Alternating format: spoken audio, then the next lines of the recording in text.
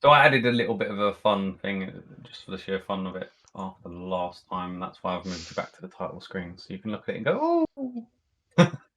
like fireworks. Was it all on fire? It might be. Yours will be reloaded. Oh yes, I like that, Fred. That's smart. Oh, that's unfair. I can't see it. What do you mean? You upstairs still? You just come I'm downstairs. upstairs. Yeah, walk downstairs because you don't need to be upstairs at this point. You can probably start making your way down if you want. You're only just kind of so many feet away. You're probably one turn in between. You would have started. I would guess you would have started coming down last time when, like we've not gone into much after the end of the battle, as it were. So in between Fenton falling down on the floor, most of you guys who were around would have killed off them 3 rats who was running around with the torches. But as you can see, they managed to get a couple of things alight. In that time, Belgarian, you would have probably been coming down the stairs, so you can put yourself downstairs. Probably here. Can you see yourself now? Have you loaded in? Yep. Cool. Okay, so in those kind of 10, 12, 15 seconds or so of killing the last rats and you coming down the stairs and Leonidas picking up Fenton, you look up, the place is on fire. Mostly this side of the hall, it's mostly soft kind of furnishings like curtains and stuff like that are pretty much going up at the moment. Most of you are also standing around as you were. Can we put it out?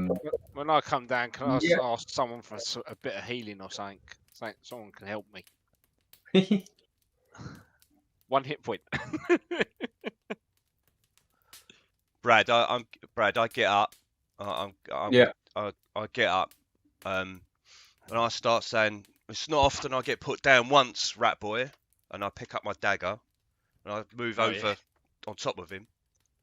I say, "But twice!" And I just keep stabbing and stabbing and stabbing, and then I'm like kneeling over him, and then all of a sudden I just and just blast the dragon fire straight into the rat's face. So what you're saying is I need to add more fire. More fire. I think so. Does sound like that. And then I just get up and spit on it. Put it out. Yeah. What have you got? What have you guys got to be able to put out fire? Nothing. Venom and hatred. Yeah. Cool. You're huffing your puff. I stare at the fire until it fucking backs off. Have we got any buckets or anything in the kitchen? Can we go in the kitchen and get pots and pans? And I'm gonna pick up this body, stick it in the sack, so we got him. This one? Before Fenton finds it. Just in case it burns down and we can't control it. Mm-hmm. I don't know if anyone wants to grab the other body after Fenton's mutilated it. I'm just telling you, mate. Still ablaze. So you've got an extra fire to put out. Alright. I'm gonna drag the noble. I'm gonna get this noble and try and drag him away. This one. Go on and remove where you're gonna go and drag him. Go. Can I get through that door without burning, Brad? Which one? Yeah, the fire's kind of slightly higher up. You can kind of duck down low and go straight through. Alright, I'm gonna go through. I can see a barrel. Just next to me, there's a sink by the looks of it. So I'm gonna look for something to fill up the water with. Yeah, directly kind of to your head to the right. There's like pots and pans and stuff. All right. Yeah, that's what I'll start doing. Start grabbing pots and pans, fill it up with water. Yeah. I'm also helping. I don't need to be in there. I can be in the smoky area. So if you go in there, Belgarian, I don't need to breathe. I'm gonna do that, Brad, for anyone else I can as well. Okay. So you start throwing out the pans to me where it's relatively smoke free, and I'll start throwing it onto the fire nearest. Cool. I'll stand by here and get any others that are coming.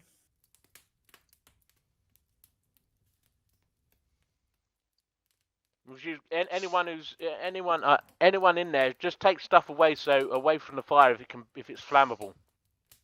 Right, you guys come out, and as you guys come out, You've got pots and pans in hands and stuff.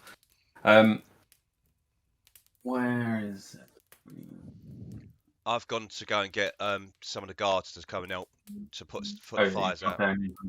Okay, so what was you doing, Chris? You would have got there at a point when they're getting out pots and pans? I have good old search, mate. In what kind of thing are you searching for? Anything that looks expensive. You can. You're about to cleric, get that off guard, though. I obviously got my shield. Get my shield. Yeah. And So I'm looking like I'm just getting my stuff, and I know it's candies. Yeah. The staff, is candies. Yeah, it's Quandra's. Quandra's, The stuff that immediately you're seeing is you're probably gonna have to spend some time in there if you want to carry on going through it. But most of the stuff you're seeing at the moment is expensive coats, stuff like that. But they're all larger stuff, and that you've just walked past some guards to walk in here. There are still guards standing out in that main hall. Sure. Help needed in here. Fires. Come and help put the fires out. I stop calling the guards that are in front of me. And I've cast False Life as I've gone around the corner as well to give myself some hits. Okay. Cool. How much did you get back? 7. I've adjusted my character sheet on thingy and D&D Beyond as well. Nice. So you're there. So you're doing that. Okay, so these ones start to come over far.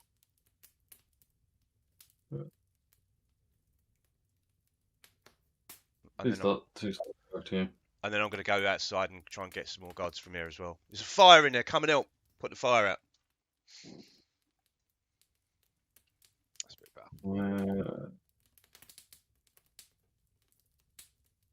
You see Rogadder, he turns around and says to you, "No, we've got to keep guard on the outside. They could come back."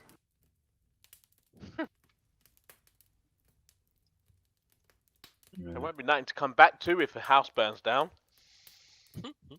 Yeah, I just ignore him. And see if I can find anyone else. Yeah. I'm just going round, making sure there's no stragglers and no one hidden around the corners or whatever. Yeah, no, that's fine. You do.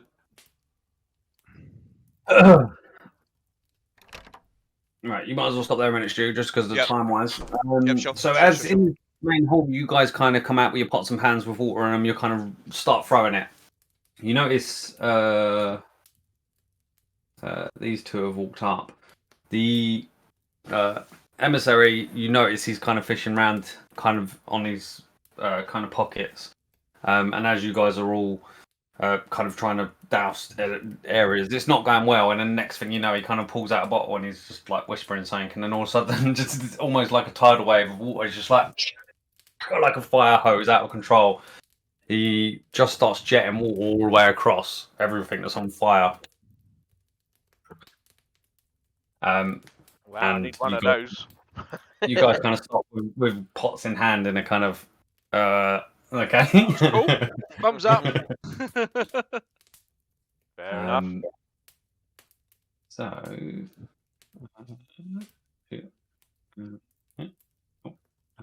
oh. Grab it.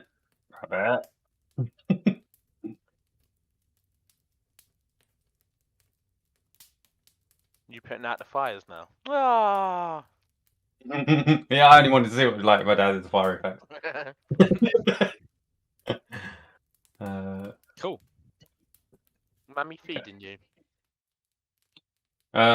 So now the place the fire's caught enough that Might be right, actually. that there's kind of black kind of up to the part of the landing, kind of obviously above you. As you look up, you've got the open area that goes straight up with the chandeliers kind of above you, but on the sides you've got the balconies, and underneath them you can see the kind of all black, and the curtains are quite a mess.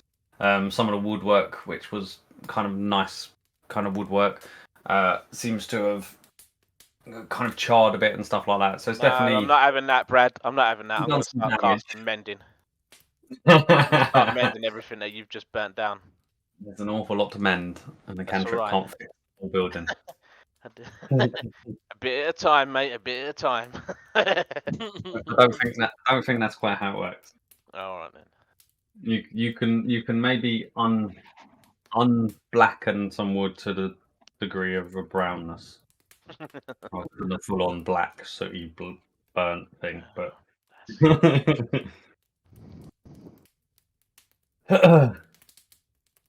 okay, so what are people doing now? Where are you all? Leonidas, are you standing there longer, or are you just getting them bits now? You can, as I said, you can see there are different coats and kind of some walking sticks, different things like that in there. Okay. Okay. I'm gonna search this this body down here then. Oh, sorry. Brad. Sorry, Chris. Sorry. No, sorry, mate. No, go on. No. He's. I didn't realise. I didn't realise. Go on. Go. There's a cabinet there, Brad. Is there anything? The cabinet's what all the clothes are in. The coats are in the cabinet. Oh, is it just clothing then? Yeah. It's like coats. It's like a thing for coats. Okay. And some boots, shoes, that sort of stuff. No expensive boots or shoes or anything like that. They all look fairly fancy. All the coats and boots and shoes, all that sort of stuff. See something that looks like kind of riding boots, some kind of fancy shoes. They all look like they're finely made. Okay. I come out. Got the staff and. Is there any knives in there? How about the knives? Because I saw. Oh yeah, there'd be daggers in there as well. I'll take them as well. Yeah, I can't remember how many there was. 3. The owner would have to tell me. He had 3 because he tried to give you 2 of the 3. Yeah. 3. Is the rose one there, Brad? No, the rose it's not a dagger. Oh, it's not a dagger, no. Okay. The one you're referring to is not a dagger. Wait. So you don't see that one. I'll just go over and I'll just sit down, Brad. Yeah, you probably are quite worn out. That's me fucked. Adam, you can tell that the two people you brought over, they're dead. They're not breathing. They're not kind of out cold. They're just dead. There's just blood all over them. One of them's the guard who's the one standing in the doorway who's got multiple cuts all over him. Even his armor's looking worse for wear. The other guy was a kind of noble who just got cut down in the first instances of it. Right. So. Is there any beer over by where I am? Oh yeah. I'm by the table. Horrible smoky smell. I don't care about the smoky smell. Is there any beer over here? Probably not. A lot of smash bottles. Ugh. It was quite a ruckus going off that. So, David. Did someone say beer? It's all smash, mate. It's all You fun. couldn't hear you far away. I could hear him all the way. Beer? I say that. He could probably hear me bloody down by the inn. You look a bit mashed, Bulgarian. Take the weight off your shoulders. Oh, don't worry. I'm fucking sitting down. I'm absolutely covered in blood and gore and acid, and part of my face is electrocuted, and part of my face is covered in acid. There's fur and guts and just a fucking complete mess. I just likewise. Yeah, let's find some booze, mate. Yeah, if you find girls one place. So David, you find the one you're searching has a light crossbow, a short sword, a small kind of scrolly type thing, like a case, small case. So I need to write this down, Brad. Yup. You can write it down as notes. Write down in the bottom part. The easiest way to write down things before you know what anything is and stuff like that is in the bottom part of the character sheet. So that way you can just write it as wording, and then you can figure out what they are after. In the bottom part of the character sheet. There's a note Yeah, section in D&D Beyond. No, not the note section. In the it is kind of notes, but in the equipment, if you go right down to the bottom, you've got like a space where you can just click in and start typing stuff in there. You normally put all the weird little trinkets and stuff that are meaningless in terms of weight and stuff. Inventory, yeah. Other possessions. Yeah. Other possessions. Okay. That's the one. You can add things in there to start with, then figure out what they are, and then move them off kind of after that. So that's the easiest way. If I give you a list of stuff, you can just chuck them in there. That's a quick way of putting it in. So crossbow, short sword, and the small kind of scrolly type case. We did obviously have a bone mask, but that's been pretty much shattered. And obviously, as you're picking over him, he's still somewhat learning a bit. Yeah. More so. Right. So no letters or anything on him like that that might have survived the fire. Orders. Not as such. The only thing in that kind of regard is the scroll case. Yeah. Okay. Nothing in terms of. I'm not going to open like that. not extra bits of paper. Yeah. No. He also had on studded leather armor, but that's a bit worse for wear. Yeah. No worries. I'm not worried Got about quite that. heavily chopped up in the amount of damage that got thrown at him in the last few seconds. All right. Fair enough. So I look around. Is whose house is this? Whose mansion is this? Levi. This is Levi's. us. Is Levi around? He's the one who died. No, he got stabbed and shattered into 1,000 pieces. Yeah. Or is he dead? Is he? No, he's not Yeah. dead. He's not dead because he moved around afterwards. He got stabbed in the back. I'm sure he And he survived. shattered. I thought he And shattered. Levi he got shattered into destroyed. 1,000 pieces. Yeah, Oh. he got shattered. Oh, Levi's dead. He shattered. Like one into hit 1,000 kill. pieces. I know what that feels like. He got assassinated. Oh right. Oh, Oh, okay. shite. Where were these lot when this happened? I know he got stabbed, but I thought he then got moved on. essentially- Oh, It was No, about no. 5 weeks. It was about 5 weeks ago or so. So Yeah. I wasn't had, like, paying 3 attention. sessions between. Can't say we noticed. I don't. Yeah. So. Yeah, so effectively what happened at that point was just as before anything had happened, you didn't know what was happening. All of a sudden, at the start of all of the ruckus, the rats kind of started pouring through the kitchen door with all the staff from the It was kitchen all running at you. intense. And in that kind of rush of panic, all of a sudden there was like 3 or 4 of you around him at the time. Belgarian, you must have been upstairs because you was upstairs when it all started. So I think it was Sammy, Quandra, and Quinn who were all standing nearby to see it very clearly, and you saw the green blade just protrude out of him with his kind of arched back, and as he kind of then starts to slump forwards, he falls forwards on the floor, and as he hits the floor, he just shatters into glass or ice, which is still on the floor around this area here. Session- Oh yeah, session 10. because me and Then smaller Bird ones Boy with were around the daggers. corner because we just come up Brad? from the. We see Yes. Rat stab Levi. Who looks and okay? Who doesn't look he too shatters like damaged? glass. Who doesn't look too damaged? Yeah, out of our party. Belgarian looks can absolutely you can fucked. just mouse over him. You can put your mouse over him. You'll be able to see it Okay. if you're in the same room as them. Yeah. So if you can see them, Okay. remember you can put your mouse over them, and it will show you the health bar. That health bar should be live with D&D Beyond, so Okay. it should be. I'll go over to Quinn, and I tap on Quinn's shoulder. It's Mm. really moving slow. And I signal her to follow me. Okay. And I go, shh. Okay. I'm going to go towards that storeroom where me and Fenton was, Brad. Oh, hold on, mate. I've come back. Come back from in. You're kind of walking across the room. Let me drag you both back in. All right, go on. Yeah. Yep. Get back here. As you kind of, at this point, all of you are now, fires kind of all died down, all that sort of stuff. The smoke's kind of drifting out of open doors and windows, there's broken windows in places, stuff like that.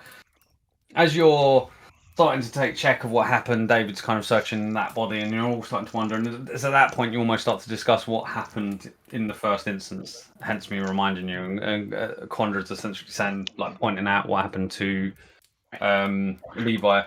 It's about that point when the bodyguard. Levi had a bodyguard. If anyone noticed. Yeah. Well, he wasn't very fucking good.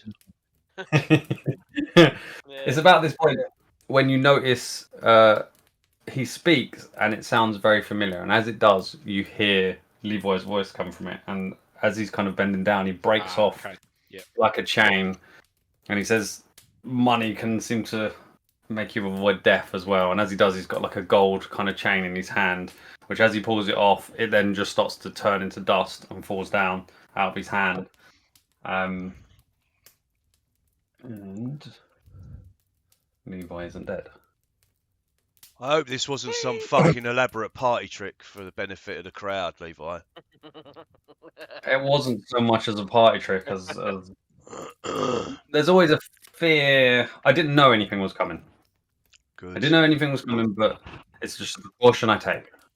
I'm just slumped up against the thing now. By the way, when I went round into that room, I found a barrel of ale and come back and pouring it out for me in Bulgarian. Thank you. That's fine.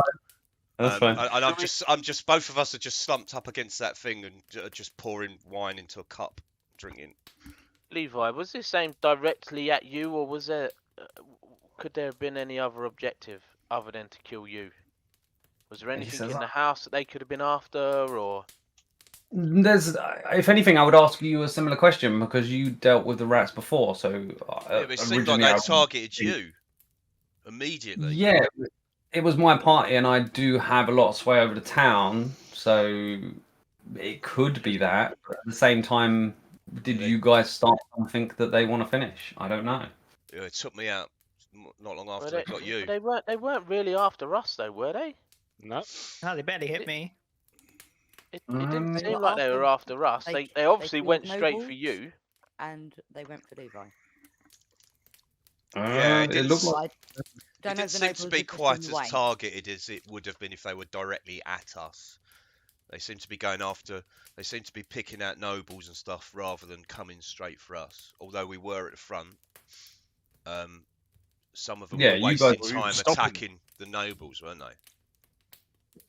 No, they hit them just as an opportunist type thing. Oh right, okay. They were there at the point when they came in, so they hit them. The rest of them managed to avoid it and run quick enough out of the way. So yeah, if we just analyse that fight back for a minute, did they go for us? Because obviously they went for Levi. Sorry, did they go for us? Well, they fucking went for me. Yeah, but you also went into the thick of it as you do. I provoked them. Yes. I also did the same thing. I provoked them. And I only got I hit didn't have when much I choice. provoked them. So that's what I'm saying. Leo wasn't hit. Did we get attacked in the way that we were because that's our nature to defend people? True. Very true. Or were we targeted? May I suggest let's check to make sure we know where they came from and check that no others are still on site. I'll get the rest of the guards on it. He looks over at Balasar, and Balasar's like, yep, on it. Levi, check the basement. Myself and Leonardus were downstairs, and we heard noise downstairs. We thought there might be some tunnelling or something, and we came up to warn people, and that's when they attacked. We heard something that wasn't quite right. We literally came up from downstairs in the cellar to come and tell people, and then the rats started coming. We didn't get a chance to say anything. As you said that, you hear Balasar saying, "I'm on it." Starts walking off this way. You can kind of now, rather than me moving around, you can kind of hear the guards are now kind of shuffling around, looking. And check out the situation, you can. But the guards are now kind of mobile, moving around the kind of house, outside, inside, all this sort of stuff, checking. Because it was multiple points of entry, wasn't it? Because they've come over the fence, over the wall, over the back walls, and attacked the back guards. They attacked the front guards, the side guards. They came. I'm not sure how they got upstairs, Keith. You're right. I don't know how they managed to magically get upstairs, unless they come on the roof or something and come down through there. Because otherwise, you would have seen them. Roof here. Yeah. This is a. Oh right, yeah. When I looked out the window, they could have got onto the back roof and then come over onto to attack Keith. But yeah, that's a bit weird. These two are single story. Sorry, Candy. No worries. The only ones I saw came from the kitchen. Yeah. with the shields, the smaller ones with the daggers, and Yeah, then they could have come up through obviously- the. They could have come up through. And the from first back. thing And they did was stab Levi. And didn't some of them come through this door here? I was about to say you saw some come through here, some come through here, and some come through here as well. Yeah, and It the first was- thing they did was stab Levi. And are these guards actually asleep that are out here? Did we need to wake No, them they're up? dead. They're dead. I need to Dead, create a oh. symbol for dead. Yeah. I thought maybe they got knocked unconscious or something. No, they were basically. You can see it. They've been kind of cut to pieces. They were in the wrong place at the wrong time, trying to do their job. Essentially, they were single guard in an area where they got overrun by too many. What about the dude in here, the dealer? He's still around. He was in the fight. You didn't see it, but you can see him now. He's looking kind of a bit huffy and puffy. Oh, You can see he's still kind of holding guards, and you kind of feel in some way he must have been doing something with them. You have no idea what, though. You didn't see him. Gambit. Yeah, I was just about to say, is he fucking Gambit? Is there loads of people dead with Ace of Spades stuck in their forehead? Or little cuts to the neck. Yeah. Okay. I think the nobles. All right, so you guys have a just discuss. being in the way. Say that again, Candy. I think the nobles that were killed were just in the way. Yeah, you would say so, because the ones that went down, there's only one or two. There's one out here, which is actually a courtesan, and there's one noble here, and they were just in the wrong place at the wrong time. They kind of got caught too close to the action, kind of thing. This poor one outside was very sleepy, didn't even know what was coming, because it was only until about about 8 turns or 6 turns later that I realised he was still standing there when there's all the rats here. So we'd say he was a bit out of it. Levi, I know you were a bit preoccupied and stuff, but some of your guards that were cut down were very good boys, and they've helped protect a lot of these noble families. So I hope you look after their families, please. Yeah, I kept a couple alive upstairs as well, by the way. Okay, I certainly will. Thank you. Don't worry, I saw how hard you guys fought and all the gods. Yeah, I wasn't implying anything on our behalf. I was saying it. I was directing it at the guards. The normal guards. They done well upstairs. Yeah, I wasn't implying that we should be rewarded in any way. Well, if it's a secondary thing, then that's fine. But that wasn't what I was implying. I think Fenton's happy with a couple of barrels. I'm absolutely pissed now. I've been drinking solidly, and after multiple near-death experiences, I'm just wallowing in the blood and fur of whatever's covered me, and most of my own blood. And just sit there. I'd say your outfit is fairly ruined. Your fine outfit. I'm not impressed. I will be seeking compensation for my outfit, Levi. It's cost me a lot of money. My half-broken mask hanging by a bit of string down my front. Oh dear. I like this shirt once. I only wore it once. I could have stayed with it. Is there any more ale, Bulgarian? Don't drink it all. So what we do? We just sit. All right. So no, I'm gonna start making my way out to where the rats all started running off. And I think they've gone down the well. What well? There was a well in the garden. Well, let's see if we can find out. So I'm gonna start seeing if I can follow him, Brad. I don't know if that's follow how? What do you mean follow him? Just do run north. So you mean run north? Yeah. So I'll go north, and then maybe see if I can find out, like, see where they went. Any of the guards might have seen, or anyone else going with, or just you? Yeah, I'm going. You two going? Okay, so you come out and you can see, obviously, over on the right hand side, you can see there's a guard down. Leo, you put my light on. There's a broken torch that seems to be somewhat still burning enough. You can see the body over there. Yep. Leo, is Leo around? He is, yeah. I think he just done it. Yes, yeah. I cast light on his hat. Thank you very much, mate. Right, I'm going to go over towards the body then. What is that? 40-20. Chris, 40-20? Yeah. 2020, mate. 20-20. I'd say 40-20 because I've got The well one. is over here if you want to look at it. Right, I wanna just check this dude that's moving. I thought he was dead, but he moved then. No.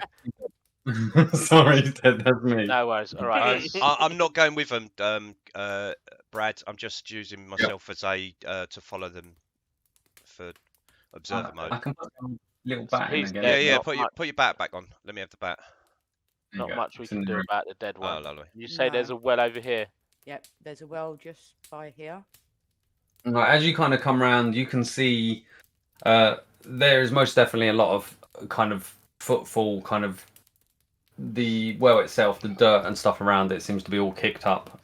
As you kind of get to it, you can see that there was some sort of wooden cover that now just seems to be busted off and seems to be on the floor at the side of it.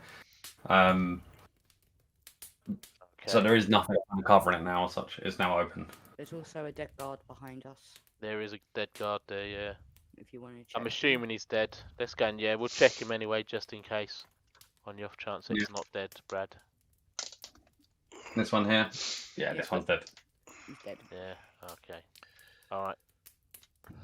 Some of the guards, I'll say that some of the guards are now picking up the dead. So something's definitely been here. So we reckon this is definitely where they came in then. Yeah. That's the way it looks, does it, Brad? If I do I need to investigate to have a look around and see that all the footprints come in? No, you can see there is enough disturbance there to tell you that is definitely a location where they could have come from. There's no obvious sign pointing here, but there is a lot of disturbance to the floor, kind of mud kicked about, there's mud on half, that sort of stuff. So you can definitely see that that's not clean in the way you would have expected it would have been. Okay. So you can see there's definitely been some good footfall through there, but and it's definitely not just people just chatting around it or anything like that. It's definitely no, it's definitely multiple kind of humanoids passed over it, kicking dirt all over the place. Right. I'm gonna carry on. At the same time, you do look at it.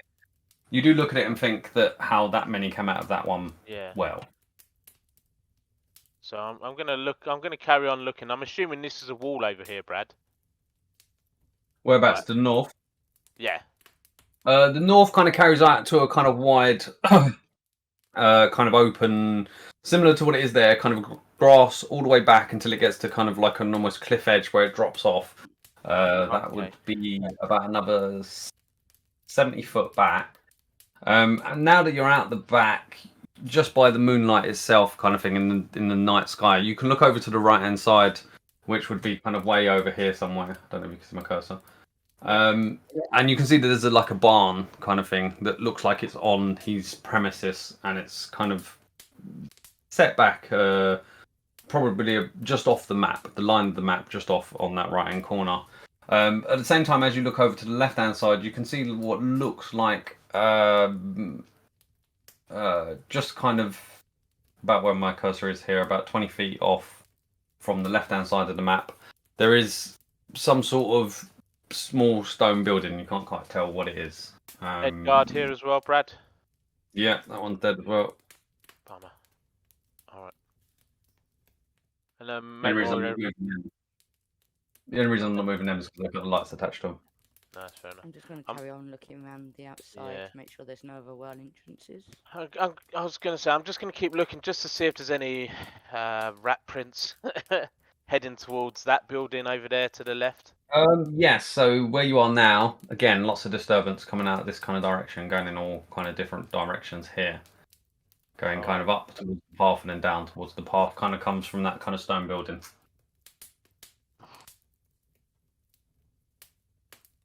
Okay. I'm on my jacks. What are other people doing who's in the main room, in main host? What are you guys doing? So Bulgarian and Sventon. I'm sitting down. Yeah, you two are just looking at each other and just drinking and just thinking. And Leonidas, what are you two doing? I was going to go back towards the storeroom. Oh yeah. Asking Quinn to follow. Okay, I'm following. Balasar says you're over here. Be right back. I don't have dark vision. Don't have dark vision. You're a bit stuck then. Is I there a cast torch I light, can like? Brad. I cast light. You cast light on Quinn. Mm-hmm. Stop moving. Stop moving! I cast light on you every time I did it, it went thingy. Is that concentration, Chris? Chris, is that concentration? No, You sure? 100%. Okay. Yeah, there you go, Quinn. You've got light on you as well. I can see so much. As you walk in, you can see Balasar up ahead, and he's like, "Yeah, this. I'm sure this wasn't here before." Did you see where he was? I did. Is there a big hole in the wall, Having a Brad? little nosy. Well, Adam can tell you what he sees, Okay. other than walking around Right. randomly. I've not been here before. Okay. Oh, there's a big hole in the wall. That does not very descriptive for him. I sort of Yeah. get it, Brad. Where that crack, where it started cracking, yeah? Yeah, so there is a kind of So, almost like a cave type leading off. sorry, Chris, you cast light on Quinn, yeah? Yeah. All right, so my light's gone then. It just flickers out. That's what I was saying. Is it concentration? No, it's not concentration, but you can only have it. You can only have it on one thing You at a can time. only have one instance. Okay. What? It stays that in the spell. I'm here. Okay. The spell ends if you cast it again or dismiss it as an action. Yeah, that's why we're checking to see if that's I'd what lose happens. you So you're walking around David. You got I the can moonlight, go mate. if you want to go back? You Well, got the yeah. moonlight.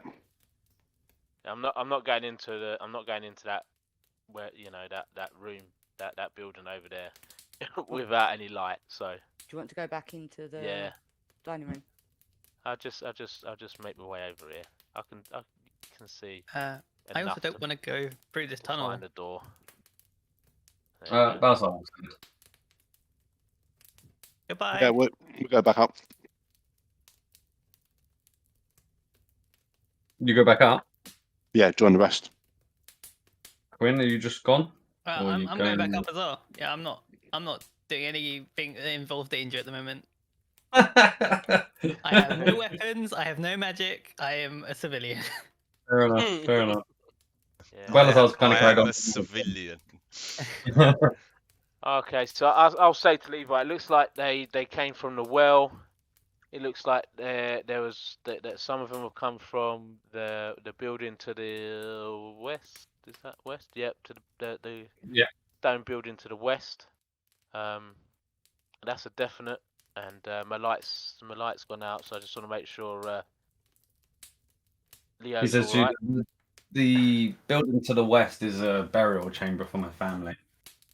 Well, they came from there. So Okay. It does have kind of like an underground part to it, so whether that would be my guess. If you're saying they come from the well, there isn't a well in there, but the well to the north. yeah. North of the building and the grey well. I do know there are the sewers and a good few caves underneath the town of Elkinshaw, so I can only assume they're making use of them somehow.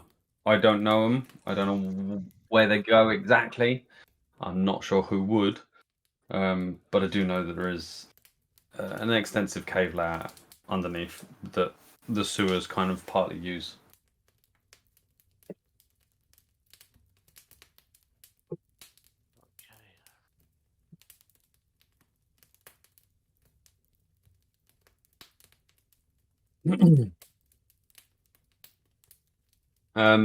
It seems that we're safe though. That seems to be the main thing we're getting. I Is think that correct? It looks like for now that they've gone. Yeah. The The emissary is still kind of standing nearby Levi. He sees you approaching, Quinn, and he kind of hands out the bottle and says, "This is with my thanks." And he hands you the bottle that he had earlier.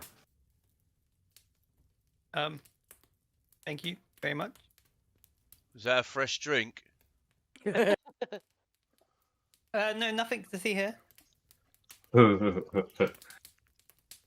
They did see. Put it behind my back. Like I'm trying to hide sweets. If you put it behind your back, I can see it because I'm behind you. Well, I put it behind my not phantom direction.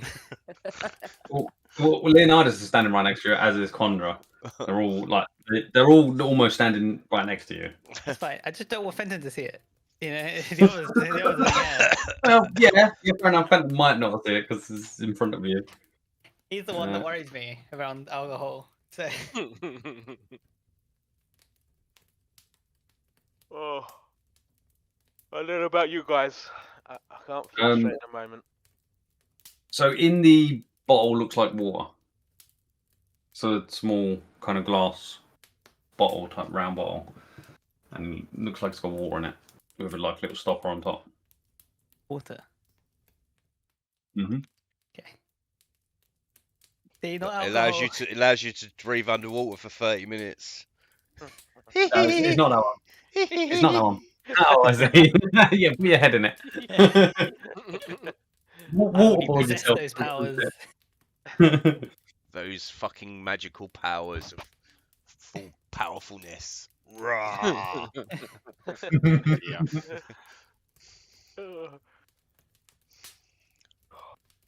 He says, "I know I'm sure I'm a target, but it's not something I was expecting. I didn't expect this tonight. It's a precaution I would normally take anyway." What was that trick you did? That was I might have been a bit dismissive, but it was very impressive. It wasn't anything I did. It was money well spent on magical trinket that a phylactery thing.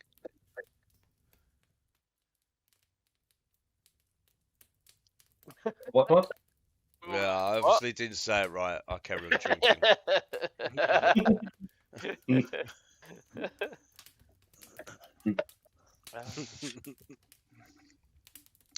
I think we need another barrel, Garion. My legs don't seem to work. I think we need to go and get some sleep. I think we're all bashed. I think there's not much we can do here. Speak for yourself. Are you right to carry on then, are you? Yeah, where's the fighting? When do we start fighting then? Yeah. I'm sure I can do Drunken Master. Yeah. Yeah. Oh, I see 3 people to fight.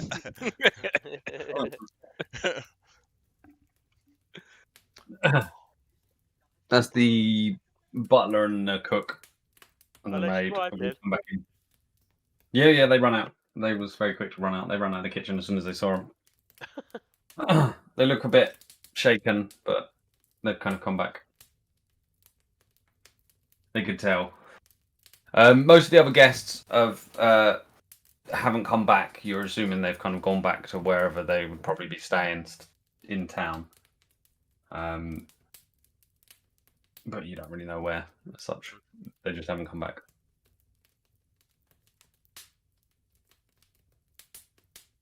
So what are you guys doing?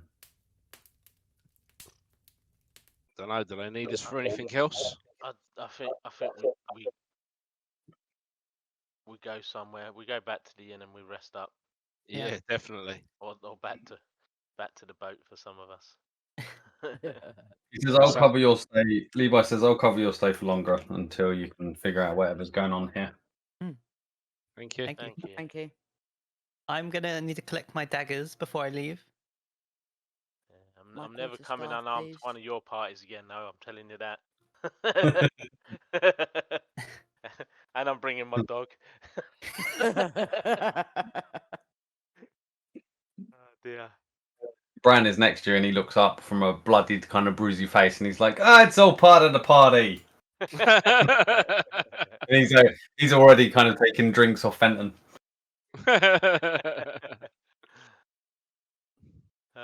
Dear. You hear him kind of as he's walking over towards Fenton. He's like, "What party doesn't have a punch up?" And sits down next to Fenton.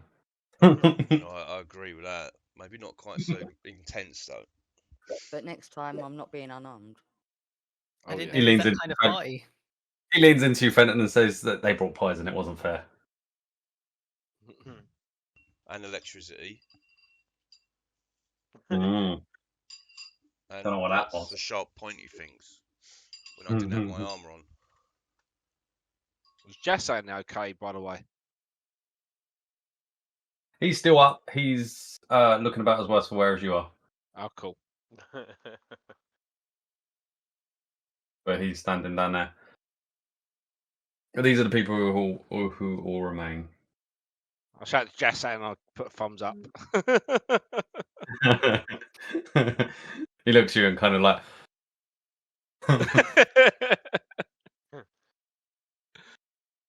He took quite a few beats. Yeah, the dwarf and Jassan, probably the two looking worse, look about the same as you, and Fenton. So the four of you are looking the most mashed, as it were.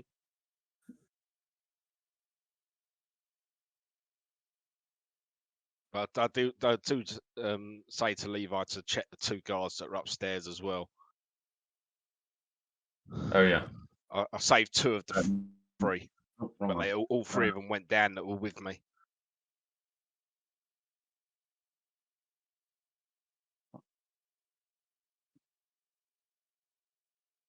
one.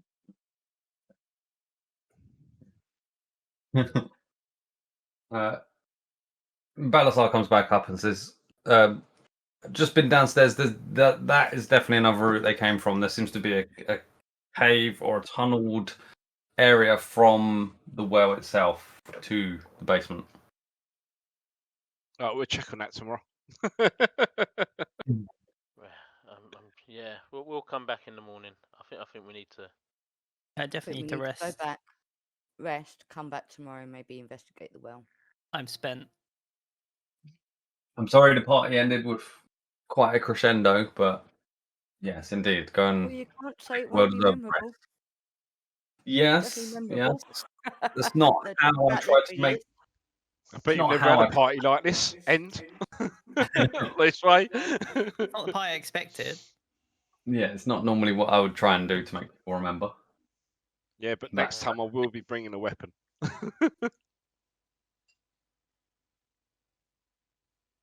He says, "Who knows where we'll be by then." Yeah, So I think we're in agreement. We're all going to go back to the inn. I think so. Yeah. What are we doing? Don't need us for We're gonna anything go- else, do We're you? gonna go back for a sleep, mate. We're Yeah. going back to the inn. Yeah, sounds No, good. we've got enough guards here. We can shore up, and if anything else goes on, we may have to. We'll find a stronghold here somewhere. We if might need need a wagon to take us though. to. I'm sure the stagecoach is still outside. Wagons ho! Yeah. Hose wagon. Fenton just gotta. Yeah. Hi-ho, Silver, away! Fenton and me stagger dear. back. Right, so you guys make your way kind of outside, and as you kind of come out of the entrance, there's a couple more guards. The scout who was further down the road, who you kind of saw when you was on your way up. You passed them in the carriage on the way up, and as you kind of get out the front, you can see there is kind of like a whole set of extra troops that have all moved up from down the road as such. So you can see that reinforcements kind of have joined, i.e. looks like they're going to be able to hold if something does come back.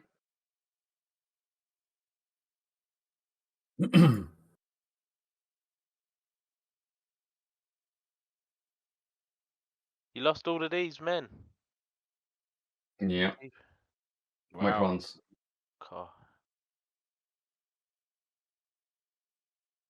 Yeah, Just and inside some more. there. And some more. There's some more dotted around. Some upstairs as well. Yeah. I'd say the actual ones that are upstairs. They would have brought down by now. So you can see about an extra 4 more bodies there. You can see they're all laid out in front, like that. Yeah, they're all laid out on the front. They've pulled them all down to the kind of front main hall, onto the kind of wooden area. Belgarian, you can see that they've got the two you had that they've got kind of on the chairs just in that kind of main entrance hall. You can see them, they kind of laid them down.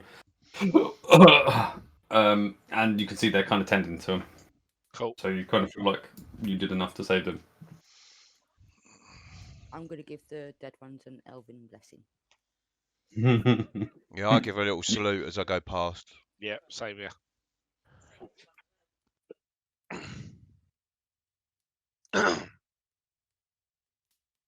Okay, so as you kind of all step out the front, you see this kind of troop of additional guards coming up. Gibson is essentially the scout who was down in the caves with you originally, the scout. He's there, he's leading them up. He's obviously come from down the road, kind of come running up. He was down the bottom of the road, hence why it's taken him a few minutes to get up here. You can see them all a bit huffing, all the ones that are wearing armour. He's not. And as you kind of pass them, you can see that just off in the darkness, those of you can kind of see, and the ones you can't, it's just off in the darkness. You can see that one or two of the carriages are still waiting down there. And as you make your way down there, the carriage guy master kind of thing gets off and kind of opens the carriage and kind of just looks at you as if to say, "I'm glad I wasn't here." It's good. No, it weren't a good party. Good night. I was going to say it's a good party, but it weren't. He just gives you that look, doesn't say anything, and just opens the door, lets you all climb in. Thank you. And we say the normal thing to a driver, but had a busy night then. Not as busy as you guys. I'm going to let you have that one. So you're all now back at the inn. You're all kind of most of you are all kind of battered and bruised in some shape or other.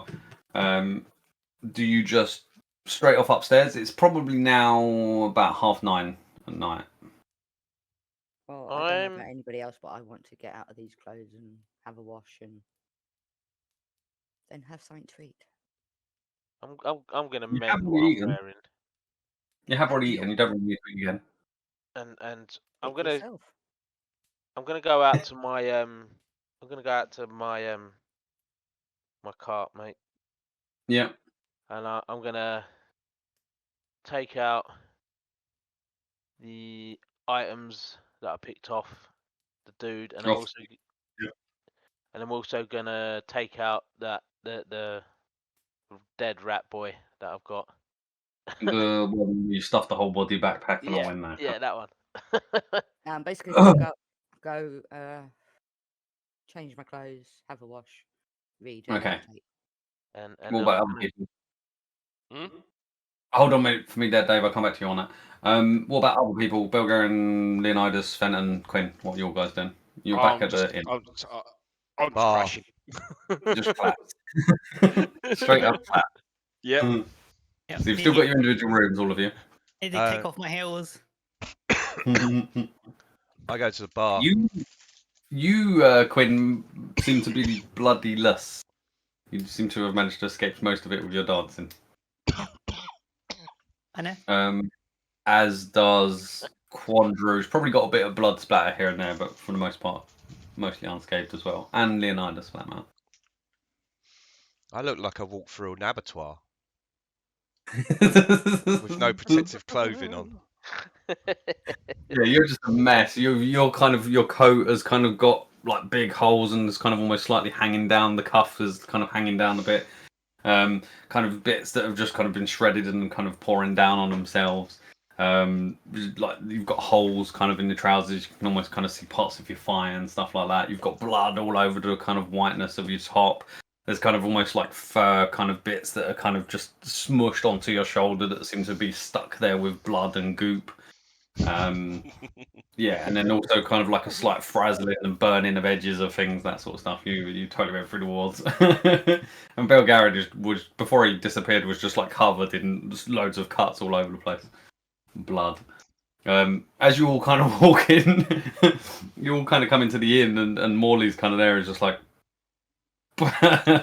He goes, I'll fetch water and bowls and get stuff to help you get cleared up.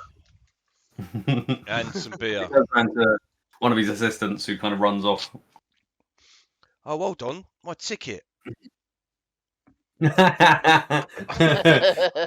I'll check my pocket. Make a percentage check. We'll say 60%. You've got to get over 60% of a percentage check to have an intact Hold on. invitation. I want to see the roll. 1 minute. 60%. Over 60, yeah. Keep it intact. Oh, 40. No. Was that a 0, 4? 0? No, it's 40. Oh no, that's 40.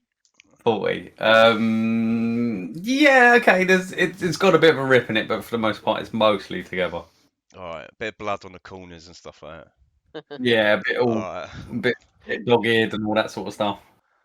That'll do. That's alright. That's not so bad. It's a proper souvenir now. Yes. It's a Fenton souvenir. Quinn and Leonidas, what was you two doing? Straight to bed. So Fenton's gone to the bar. Leonidas, what are you doing? Oh, has he gone to the bar? I'll join him for a bit. So you get put downstairs. I'll get properly fucked. Yeah, you might as well in for a penny, in for a pound, Belgarian. Yeah. I'm gonna have a drink. That's what I normally do. You're going to join them there as well. 3 of you have gone to the bar. Belgarian was just disappearing off upstairs. And I was like, "Oh, Belgarian, where you going, mate? Come back here." Good plan. So I'm guessing as you you 3 of you just sit at the bar, and there's all these other people around still kind of eating. Some of them eating their dinner, looking over, kind of like almost giving you a bit of the evils and like, how dare you walk in this place so messy? I come back downstairs, Brad, with my full armour on. Okay, yeah. Well, it takes you 10 minutes to put it on, so you're gonna have to go up there and be gone for it. Tell the barkeep what happened. No worries. And I make me save Levi's mansion. Blimey, he puts a drink on the counter for you, and as he puts the drink on the counter, his assistant comes back with like a large metal bowl with water in it, like 2 or 3 of them for each of you. Put it on next to your drink, kind of thing, with some rags, and says, "Yep, you've certainly had a hard night. I'm sure you deserve this." As he plonks down a towel in front of you. Yeah, as I'm drinking, I'll start toweling myself down and stuff. Yeah, I've got changed and I decided to come and have a drink with them downstairs. So you've gone gussied up into your normal wear. Yep. I'm guessing. You can come back down. Quinn, are you stand up there or are you coming down? I'm straight off to sleep. Like hit the bed. Gone. Yeah. I gave obviously Not even Condra undressed, I'm her just like- staff back, by the way. What's that? Gave Oh, Condra yeah. her You would have done staff that. back. Thank you, Leo. You, Very appreciated. Did you hand out the different things? So the daggers to Quinn? Nah. Nah. Just kept hold of the daggers. Nah. I'm keeping daggers. What else was there? Oh, the cane you gave that way straight away. So you're fueled. Yeah. Cool. Oh, that was an amazing evening. certainly was.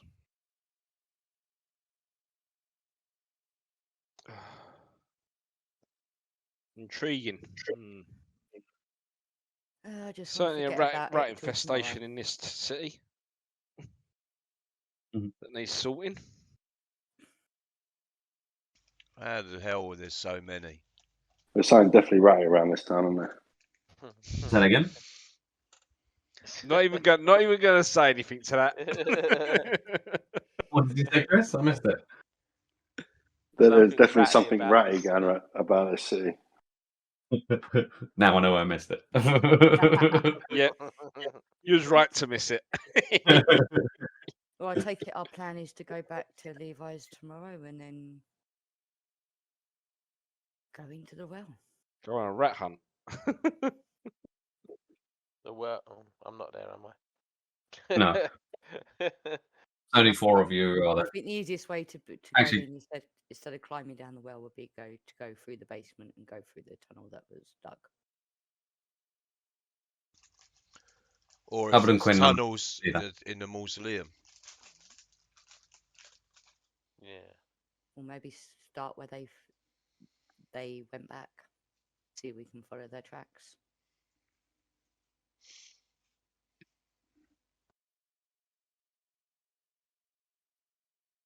So in this time, you're kind of cleaning up, having a drink, that kind of stuff, having a chat.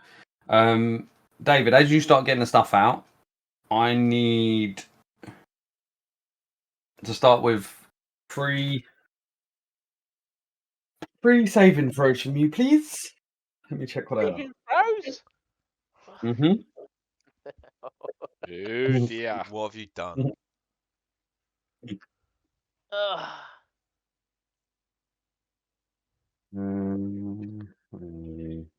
Oh dear, David.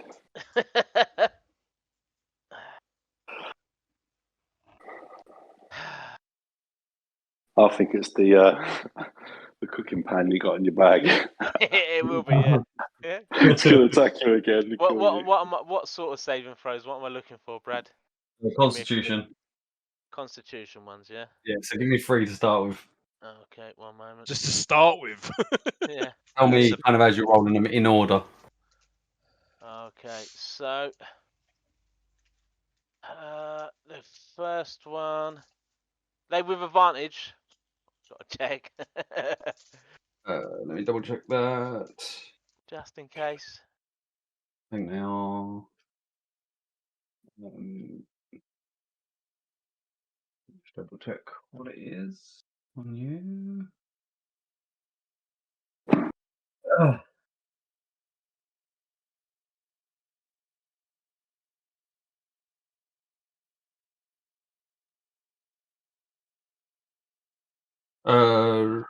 Yes, advantage. Okay. So the first one is a 20. Yep. The second one is a 23. Nice. Yeah. And the third one is, it's a 14. I need one more from you then. Just save roll. Yeah. 12. Alright, I need another one from you. Oh dear. Oh. Deciding one. Hey? This is the deciding one. This is your death saving throw.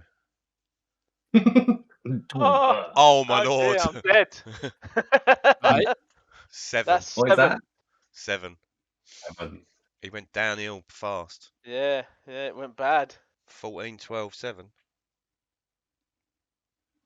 Right, so you're kind of sifting through.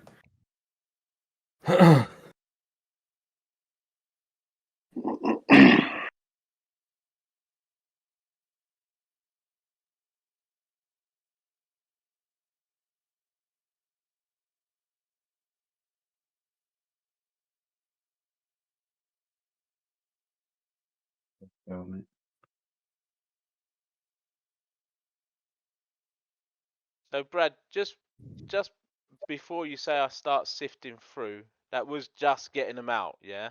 Yep. Yeah. So the first time when you put them in, you didn't seem to. You kind of just hurriedly put them all in. When you start pulling it all out of the bag, you're manually grabbing kind of all the different bits out. Okay. Whereas when you put it in, you just slide the whole thing in, kind of somewhat Okay. to a degree. Whereas when you're pulling it out, you're thinking in your mind that thing's popping up. You're picking that thing out. It doesn't come out as one whole No, as such. So fine. you're pulling out. You're a bit more specific to the individual bits.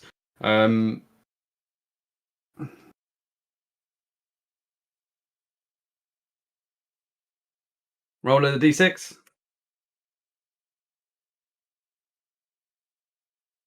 That's a 3.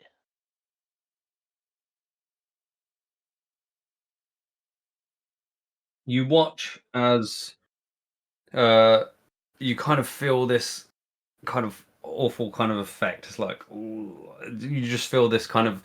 What happens is as you're pulling out the bits, the staff itself, or the spear, the spear itself, as you pull that out, you look, and it's kind of a spear, but it has like a kind of curved blade at the top.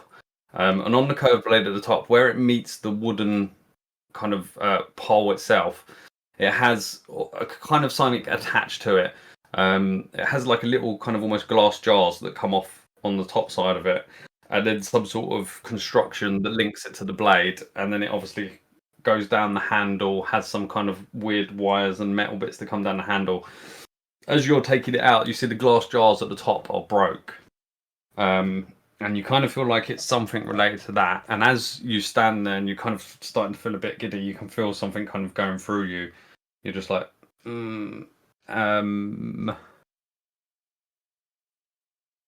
You do get poisoned. The poison lasts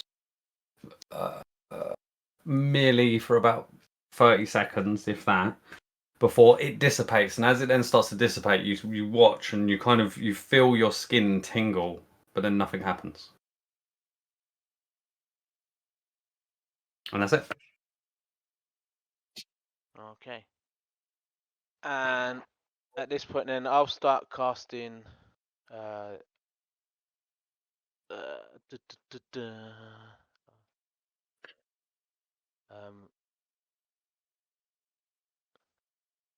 Detect magic. Yep.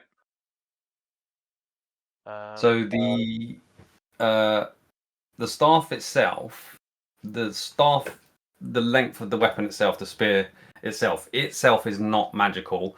But as you got the broken kind of jars and stuff, there's like a green kind of goopy stuff that's still like a residue that's left on them, which you're assuming has probably fallen out, and that may be what it is you've touched. You can kind of tell it's probably still lingering on the spear itself. You can see as you cast detect magic, you can see that lots of kind of like a black light almost. You can see that lots of it is all now glowing, including kind of on your fingers. You can see that green stuff is what's glowing. The spear itself is not. But at the same time, as you look around at the other items, you've got the sword is also magical. Okay, and the scroll case? Not magical. Okay, then I'll do identify on whatever's glowed up magical. The two things. Yep. No, you'll have to go to Mummy. Go find Mummy. Well, give it a moment and Mummy will come back in. Go sit in the front room and Mummy will come back in. Okay? Yeah, sit down for a few minutes in the front room. Mummy will come back in.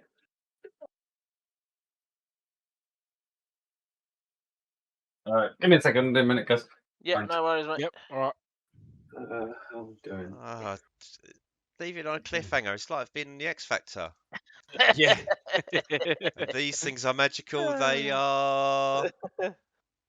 Wait So for was it. the sword and what else is magical? The sword and the Glass jars. Yeah, the residue. So maybe Right. just the poison itself. I don't know yet. We'll find out in a minute. What sword was it? The short just sword, a short that sword he that stabbed he you just... with.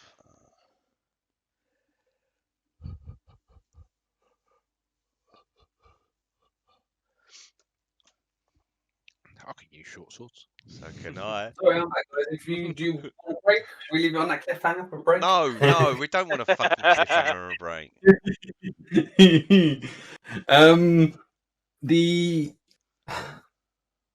The identified doesn't identify the spear. The spear is irrelevant, so it's the actual goo itself. The goo itself, identifier wise, doesn't really tell you an awful lot. It tells you that the green goo is, as you're touching it, is causing you to suffer the effects of contagion, is what you was rolling against. So the actual green kind of residue is what directly affected you. As for what it actually is, or kind of what its purpose is, it doesn't really give you any real understanding as to what it actually is. Because because it's not an magic item per se. So what I'm giving you is the effect of what it essentially done, so you know what it's doing. That by contact with the green goo itself is causing contagion on contact. But as I said, the spear itself isn't. You would know that the effect of the lightning obviously came from somewhere. Now that you're kind of looking at the whole suit that he was wearing on his back, what you can notice first of all is there was some direct link between this spear and the backpack. So you think the backpack in some way was linked to the spear, which caused that kind of charge effect. You don't know the specifics at this point. The identifier is not going to tell you because it's not a magic effect, as it were. The effect of the lightning is kind of a magic effect, as it were, but well, technically not.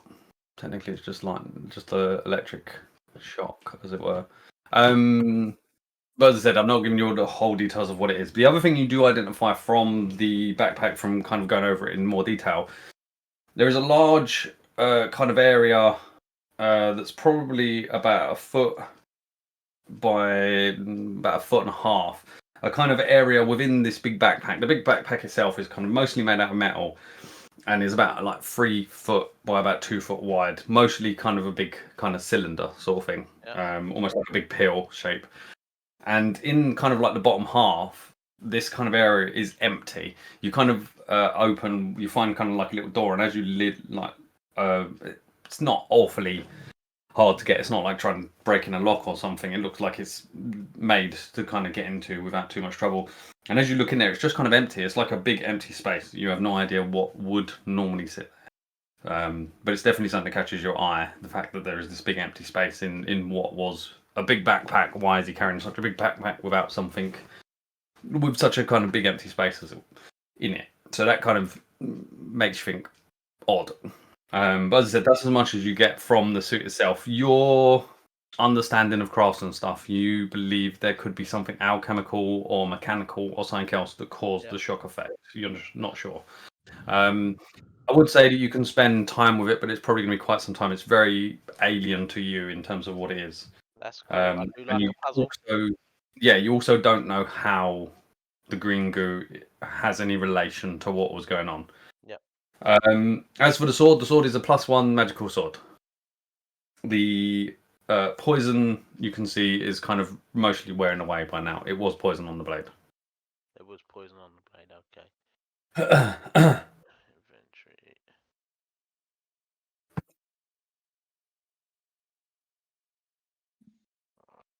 And the scroll case, you open it. Can I check it first? I want to make sure it's not trapped or anything like that. You can check it for traps. Yes, I will check it for traps. Yeah, that was a bit of a grin there.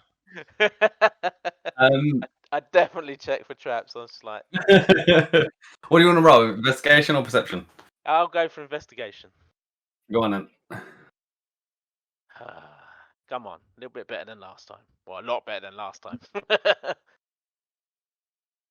11 plus 18. Okay. Yeah, no, it's not trapped. It looks fairly ordinary. It doesn't look. It's actually just kind of like a hardened leather kind of tube that seems to have been put around and stitched fairly crudely. Doesn't look like your typical kind of scroll case. And then the ends are kind of just like shaped, hardened leather that kind of just push on the end. Okay. You're looking over it. You open it. You know there's no trap on it. So as you just kind of, it's just kind of pressure fitted. You pull off the end, and there is kind of like a piece of paper inside. And I'm guessing you read the piece of paper. I'm going to read the piece It's of paper. not magical, no. Yep. It's not magical. As you open it out, you can see it's got some sort of language, some sort of. To you, you can see it's saying something. You just have no idea what. It's a lot of weird scratches and symbols, but none of it is by any means readable by you. So not Roskarian or Elvish or Dwarvish? No. No, it literally is an alphabet made out of symbols and scratches and all sorts of stuff like that. You can see it looks like it says something, or it's just the doodles of a madman. One of the two. But you can't read it. That's cool. All right. I am gonna find somewhere to wash this stuff off my hands. Yep. Oh well. And then I shall join the rest of the team. Okay, I imagine you'll go back into the inn and go kind of upstairs to the kind of area to kind of freshen up, kind of as it were, and wash your hands there. Yeah. I imagine you take a bit of extra time, probably dusting off some fur and wiping down some extra bits of blood that you would have spattered on you. Indeed. You definitely didn't come out clean. Which now you're looking down at yourself, you're like, oh. You fared fairly well though, so your outfit is probably in need of TLC, but not in the state that Belgarian and Fenton was. Okay. Right, so back to the other four. What are the other four doing? Are you discussing anything more with yourself, or? Nope, I've had my drink. I've said what I wanted to say. I'm going to bed. Okay. Right. Yeah, carry on drinking to a suitable time, and then I think it's Yeah, same. if no one else, if everyone else has gone to bed, then yeah. Okay, so all of bed. Sammy, was you doing the same, or what was you aiming to do? Yeah, no, I'll yeah, I'm off to bed then as well. I was just gonna join them, but if everyone's Oh no, off if to he bed, joins us, then that's what I said. Yeah. And Leonidas and Belgarian, what are you two doing? Oh, once everyone's ready to go, I'll go up to bed. But apart from that, I'll be drinking. Drink. Okay, so you guys are up probably fairly late, probably to about past midnight. yeah. Before you're kind of like, oh, before you're at the point of nearly carrying Fenton. Fenton's kind of bashing up the stairs as he's kind of walking up the stairs. Good man. Makes his way to his room, which you think he got to. So would this be classed as a short rest? No, Long rest. Long rest. Long rest. Long rest. Can I change that now then? Do long Yeah, rest? so everyone do a long rest.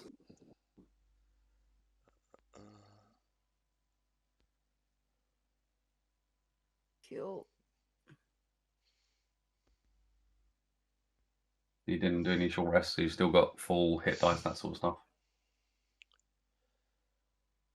Yeah, why are my hit points gone up?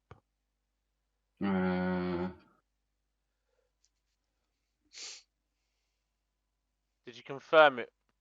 Yeah. Within the 3 seconds. Yep. Okay. Oh, there you go. Well, maybe I didn't. Maybe I just missed it. I thought I did. So I was going to say, check everything's like your key points and stuff to see. Yeah, but check that. Like, just check them to make sure. I'm just looked this then and now back. Yeah, but what I mean is, if it didn't do it forward hit points, check something else to make sure that it hasn't done what we thought they hasn't confirmed it, that sort of thing. So everyone should be back on healthy. I've false lifed as well, and I'm wearing my armor. Yeah. So if you guys want to go back through your character sheets now and make sure that you've flipped the stuff back across to how it's been before. Oh yeah. Because a lot of you would have different bits on your character sheet. Yeah, I'm changing my infusions now. Quinn, you seem to be missing the feet stuff. You're back on. Yeah, I look at my leg holster and I'm like, oh shit.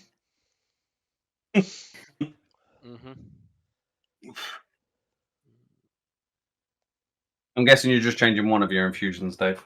Yeah, I'll get rid of the. I'm gonna get rid of my cane mace for the moment. That becomes non-magical. Cool. Or have a look in your character sheet to see what you changed. Got my rapier back. So I'm guessing you're all getting out of your outfits and stuff, all back Yep. into your normal wear. In the morning, yeah, definitely. I would imagine most of you. Oh yes. Quinn's probably the first one up because you went straight to bed. The rest of you, after that kind of having to regain that amount of health and stuff, I'd say most of you kind of slept in somewhat in the morning. I only need 4 hours sleep. I was about to say, other than the 2 elves. And I only need 6 hours of downtime. There you go. There's a party name for you, the non-sleepers. The insomniacs. Yep.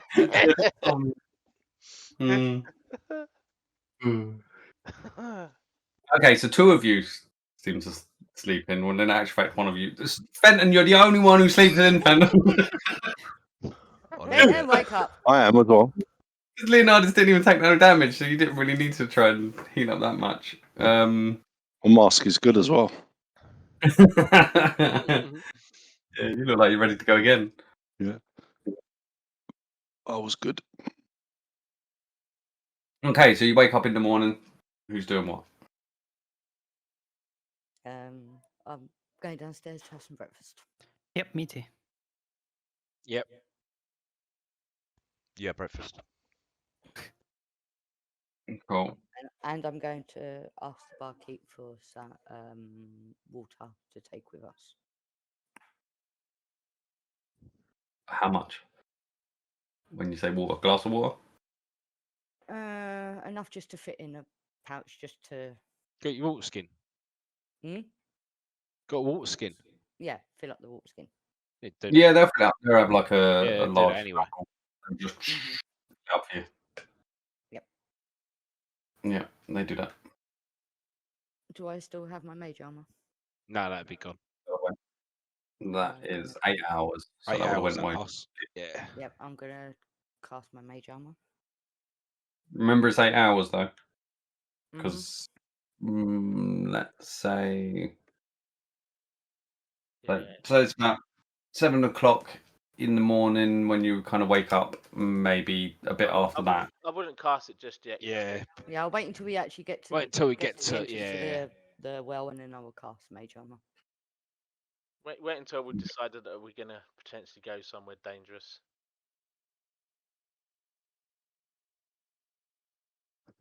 So what are you guys doing? Wait for Fenton to get up, I think. Okay, so I'm gonna pull out the scroll and pass it around and see if anyone can read it. I'll have a look. I'd say the only one who's not there at the moment is still Fenton. Leonard, did you say you're not there? No, I'll get up at normal time, mate. I'm all right. You didn't. Yeah, I get up as well. When Sammy passes me the scroll, obviously I can't understand it, but can I cast comprehend language? Because it's. Have you got that as a today spell? I have, and it says that I can understand any written language that you see, but I must be touching the surface on which the words are written. It takes about 1 minute to read 1 page of text. That'll do it. I believe so. Was it comprehend? Comprehend language. That's a spell slot. So so I'm going to cast comprehend language while I'm holding the scroll. So that's first level, isn't it? Yes. You want to see if anyone actually knows how to read it first before you use a spell slot. Could try that. Try that first, Candy. Okay. I think. Just a suggestion. Yeah. I'll take a look. If no one knows how to read it, obviously. If I could read it, I probably won't say what it does. No, you pass around the paper and all of you kind of look at it. Yeah, Fenton, you're up as well. You feel a little bit rough, but you're okay. Oh. So you pass it around the table and everyone's kind of looking at it, and again, you're just seeing this. It just looks like scratches and scribbles and symbols. None of you can read it. You, Candy. Okay. Quandra. I would like. Yeah, you did go blurry there. Comprehend. That's annoying. I have to take off the autofocus, I think.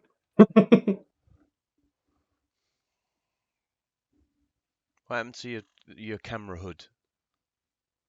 I've got it on it. It's not the camera hood that's done it. It's the autofocus of the camera. I need to turn the autofocus off.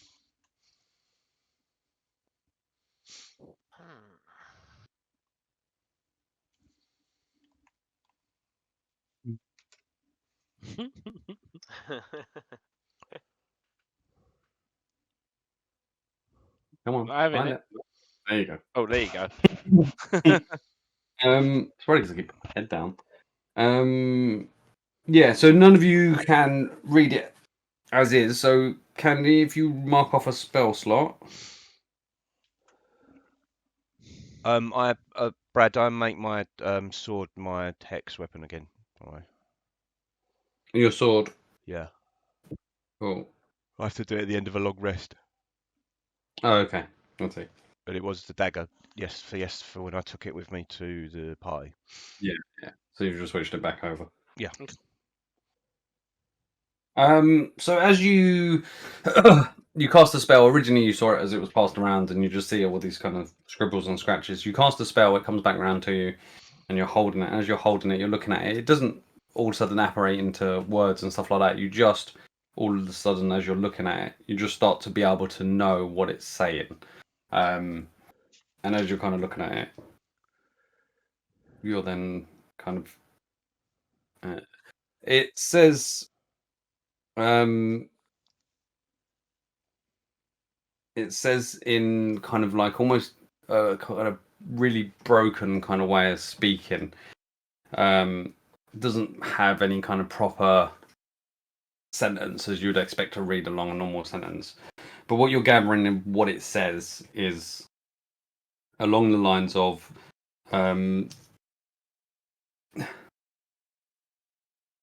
the plan starts with taking out the head of the town. Come back to me for more. And that is all it says. That's what you define just by sitting there kind of staring at it to the point when that's what you kind of get from it. But like I said, it's a really weird language. It doesn't kind of, it's very bits and pieces, and as you start to read it, it's kind of, it doesn't read along right to left. It's kind of all these different symbols, and you're staring at it for a bit before it then starts to just kind of come to you, and you just look at different symbols and different scratch marks, and there's kind of scratch marks that kind of go all over the place. I wish I'd done a handout for it; would have been nice. But yeah, you're kind of looking at it, and that's the message that you know that it is saying. So, Okay, I translate it to the rest of the group. okay, I think trip to Balthasar.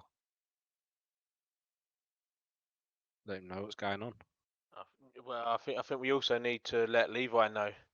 Yeah, definitely let Levi. Might even be there. Yeah, Mm. yeah. Sorry, I can you think say what the Balthas- scroll said again? Sorry, I was AFK. Yep, The the scroll- said the plan starts with taken out head of town, come back for more. So, to me, that's So we Levi. think it's Oh, it's definitely Levi, yeah. Yeah. so basically it's an order to take out Levi and then come back to the scroll writer for more orders, I am presuming. I think Balthasar first tell him like what's going on. That they And need get to go back. give him some serious guard.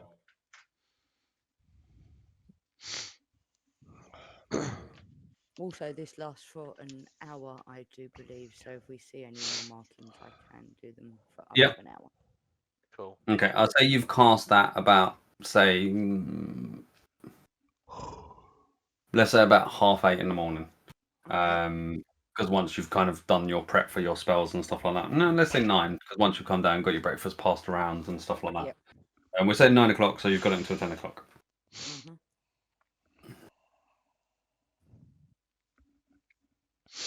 So the Morley brings over your food, kind of whatever you've kind of ordered, essentially.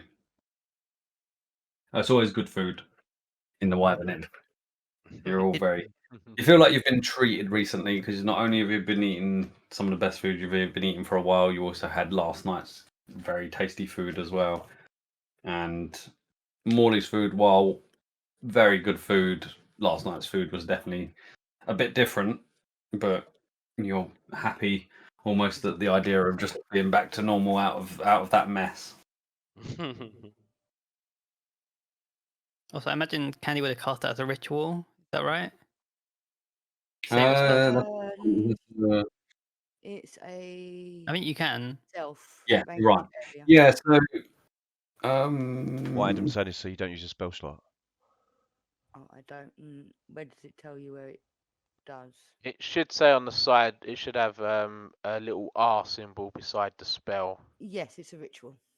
There you go. So you would cast it as a ritual because we're not in a rush. So I don't use a spell slot. Yeah, so you don't use a spell slot. Yeah. Aha, that's good to know. How long is the ritual cast? 10 minutes. 10 minutes. 10 minutes. 10 minutes. So we'll still say about the same time, about 9 o'clock. We'll just say you just done it slightly before. But yeah, effectively, the way you think of that, Candy, is if you ever see that R, that means it's a ritual. That means you sit down and rather than use one of your spell slots, what you're doing is you're kind of looking through your book. A ritual for a wizard is kind of going through, just researching, kind of putting things fresh in your mind, and then kind of doing some kind of like a spell casting, but over a longer period of time.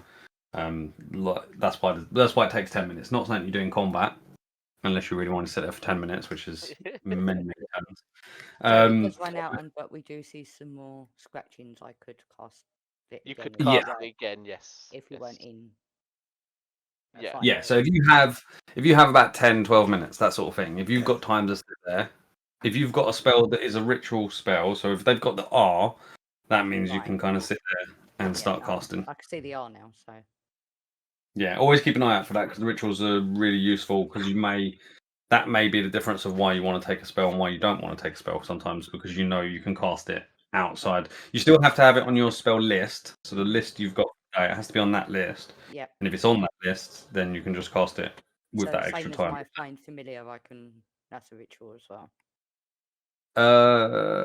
That one is, but the full spell is ritual. You don't have to do that when you click your fingers and make them come out, because you only do the ritual with your familiar if you're changing the type of familiar you've got. Okay. Or you change your familiar into a different type. Or it dies. Or it dies. Oh, it dies, yes, and you bring it back. Speaking of which, I'm going to call Lady back. Yes. Yeah. She just pops with me, by the way, as well. he's not staying. He's not staying with the cart. The cart, I feel, is safe enough. In the Did Rat have anything else on it? Which one? Of note? No, not there's some stuff that I can tinker with. I want to figure out how he made the lightning blast, but that's gonna be. What was the green? What was the other stuff? That was some sort of poison. It was a magical poison, but it was a poison. Yeah, it was a poison.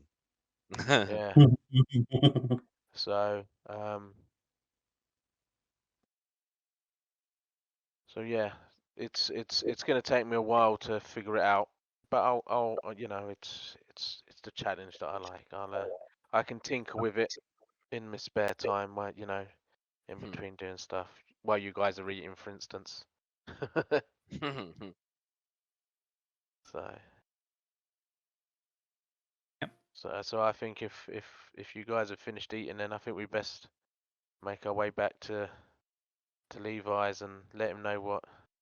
Yeah. What we found. If everyone's agreeable. Yeah, sounds good. Yeah. Let's go. Yep. Yep. Let's do it. Okay. Dave, I just sent you a link to the spell, just so you can see what it was doing to you, if you didn't already know. In where in Discord? I just normally do direct message in Discord. Okay. Just send you a link to the spell so you can see what it was, what the effect was. Rather than me speak it out, I'll just send you a speaking set so you can know what it was I was describing. So you're all going up to Levi's, back up to the mansion. Yep. Okay. You exit. You kind of all had your breakfast. Definitely feeling much better now that it's a new day. Feeling more kind of back to normal again. Fenton, I would imagine, even with you, you're kind of a bit happy to be a bit more clear-headed to go at whatever this is now. Yes. You're now starting to remember some of the kind of other stuff that was going on in the night before the big fight happened. Obviously, there was other stuff going on with different people. Was there enough time between when I saw Sam leave before the rats attacked? I assumed there was, because it was quite a while we were mucking around in the tunnel in that room listening out. Yeah, it was at least half hour or more. Yeah, that's so what you I don't. thought. It was too far a distance apart in your mind. Yeah, I'll let them know. I will. Yeah, I'm conscious of what was said then. Yeah. And it's not for now, but it will be soon. Yeah, the same with other people as well. There's different things that were going on during that evening that are definitely now fresher in your mind now that all that's ended and you've woken up and now kind of thinking on the night as a whole, not just the fight itself. Obviously, that's where you're going now, but just other things that were going on and now on your mind as you're making your way. So this time you walk out and obviously there's no stagecoach to take you. You know the way. You moved further down back into kind of what is effectively the centre of town, around the kind of roads that then lead up, and you're making your way back up to up to Levi's, and you get to the big house. I haven't moved anyone off of here yet, but even though I haven't moved you off of the image, I'm just going to leave it up because I don't have anything else to put up. So you arrive and the bodies have now been removed. You're not quite sure where to initially. And as you make your way up, there's different guards that are stationed around the door. You can see more of them. There is almost more of a presence now than there was last night. Last night was definitely there was a good few trips. So you probably noted Fenton when you was walking around. In terms of they were mostly singular guards. Yeah, they were mostly singular guards, but in terms of the amount, you're probably looking at about 20 in total that were around the house. Now you're looking at guards that are doubled up, so there's 2 of them. There seems to be more patrols going around. There's at least like 5 or 6 patrols going around. There's a couple of guards stationed on doors, but also on the edges of house. So the doors themselves, there's kind of like 4 main doors kind of out of the house itself. They seem to have like 3 guards on each, and dotted around kind of nearer where there's a lot of windows. So kind of around the kind of ballroom, the kind of front room down the bottom. Kind of extra guards that are just keeping an eye on the kind of exterior. We've lost Chris. As you come up. Is that again? Oh yeah. We've lost Chris on Discord. Hello. You're muted, Chris. Muted. I'm here. What happened there? You just fell out. No, I changed over to my phone. Just doing something. Okay, cool. Yeah, so as you're looking around, you can see that there's definitely a much heavier presence now of guards. But you know that the guards that were there last night was a good amount of guards to be protecting the place, except no one was anticipating overwhelming numbers that came at you last night. At least that's what you're kind of presuming. So you come up and the house seems like it's been kind of during the night time. You would imagine the maid and the butler and stuff have been wiping floors and stuff. You get up to the doors. One of the doors is open, and there's at least 4 guards standing near the front door. And you don't see Roger or Gibson. They seem to have gone. You would imagine maybe coming back in terms of shifts, that sort of thing. You don't see Balasar at first. Oh, thank you. You don't see Balasar at first, but one of the doors is open, and as you come up, the guards, some of them you presume must have seen you last night, and they just see you and they just kind of let you walk on through. You walk into the kind of main hall, and you can see that the floors have now all been kind of mopped up in a sense. A lot of the blood has gone. You can see there's almost still some marks where it kind of there's a sign of that something happened, but there's no obvious kind of pooling of blood and stuff like that. It's just a bit of a dark marking on the wood, almost like a bit of a stain. As you walk into the main hall, Levi isn't around, but Balasar is kind of in the main hall, talking to 1 or 2 guards as you kind of come in. He doesn't kind of speak to you at first. Are you waiting until he stops what he's doing? We're going to just charge it. Finish talking. So he seems to be kind of ordering guards like that. You see him every now and again in a kind of you see him kind of pointing in the direction every now and again, and then eventually the guards disperse and go off in different directions, and he looks up and he goes, "What a night, eh?" Just a bit. Yeah, how are your guards? How are they feeling? The ones that survived, they're not on duty. They're going to be given some time to get over that. That definitely wasn't an everyday occurrence, that's for sure. As for me, on duty as ever. And we'll certainly be speaking to the families of the poor members who gave their life bravely, for sure. Yeah. I don't know where we're going to go from now. Right now, we are looking to secure Levi's house. We have up to the kind of patrols on the streets around Elkinshaw. Just in general, we've just kind of put out as many people as we can put out actually roaming, as opposed to sitting in a barrack somewhere. We've got them up. They're out moving around. We are kind of eyes on the alert. How are you guys faring now after all that? Balthazar, we need to talk to you and Levi. We've got some news for you.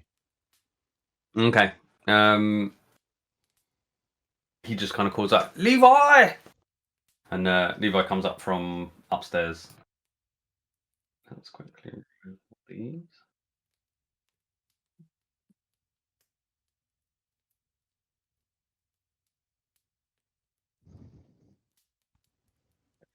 They should have all disappeared, is that right?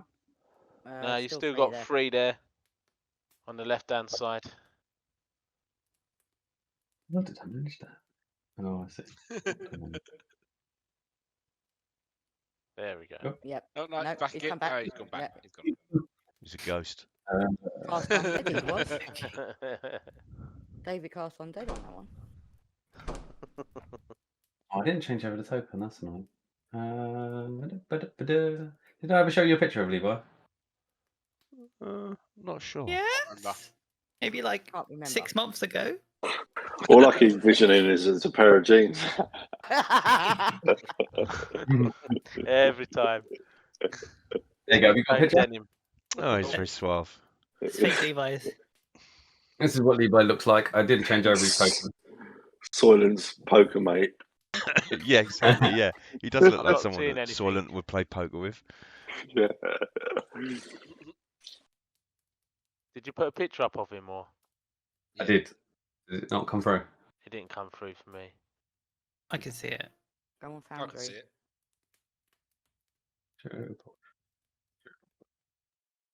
Image all that. I don't know why that's not giving me See that, something. David? Nope, can't see anything. Yeah, Don't worry about thanks. Because some of the things that I'd done last week after finishing the session don't seem to be showing properly. In terms of like the things with the stairs and stuff, so there must have been something updated or something. Think of an 1800 sophisticated gentleman in a suit. with the moustache. David, you got it in. Go to Cheers, WhatsApp, mate. mate. I'll have a look now. Cool. Candy was doing so well in describing him. She was. Trying. Ah, very dapper gentleman. He's now back in that same kind of black suit. Okay. Who is going to tell them? I think Chris's explanation of Soylent's poker buddy was quite apt. Well, I think you should. You're the one that can read it and decipher it. You deciphered it, so. Okay. Well, basically, what Soylent it is, slapping, mate. Sammy took a scroll off one of the rat people, we'll call them for now, shall we? And I managed to decipher it. The only words I can make that sprang to mind was the plan starts with taking out the head of town, come back for more. So you was definitely the target of last night's. And the thing that worries me more is the fact that says the plan starts. It means that that's not Yes. all we're before. Yeah. No, It starts. So as far as they're concerned, you are dead, so you cannot be seen. Dead. Plenty of guards have seen me, but I could lay low. The guards don't tell anyone from the town. Put it this way: can you hear you're alive? Can you pull that trick again? Hold on, can I just? Yeah, I was just completely forgot that at the time. I should have mentioned this at the time. I completely skipped over it. When Levi was looking like the bodyguard last night, he had that mask on. Let me get the bodyguard. Where's he gone?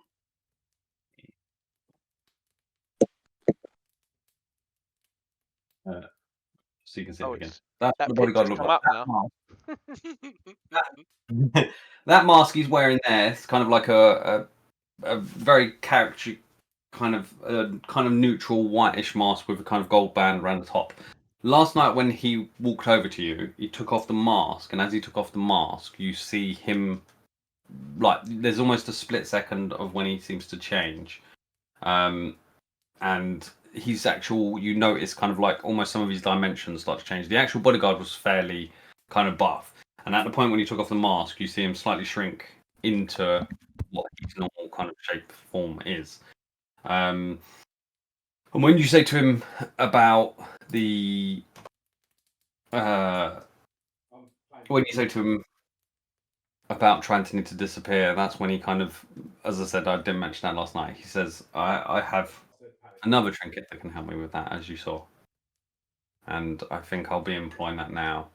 I think everyone needs to believe you didn't survive last night. I don't think that's. I don't think that would be helpful. Apart from the fact that it will mean that you won't be a target anymore. That's a good thing, isn't it? No, but it will mean if him being dead is a start of stuff, then it means you got two ways of looking at it. Either it continues, or it slows them down because they have to try and kill him again. So what you're saying, maybe set a trap here for them? Yeah. Either we know, either if the plan needs him to die, then by him not being dead, it means the plan has sort of paused. It stutters. It's stopped. Yeah. Also, it could be a plan starts. Could be the other nobles as well. Then maybe might have have they got any influence like the other rich people, if you like?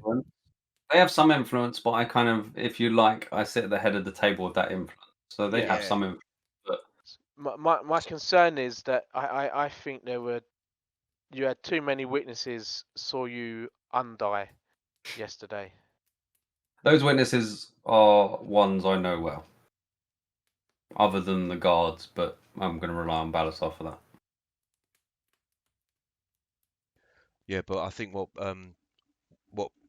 Sammy's saying is that if those nobles went home last night, they told their staff, things were attacked, Levi was attacked, but he survived, blah blah blah. Then the servants then go to the markets, they go to buy food, they tell other people, the story goes on, and instantly it's all gone. Afterwards.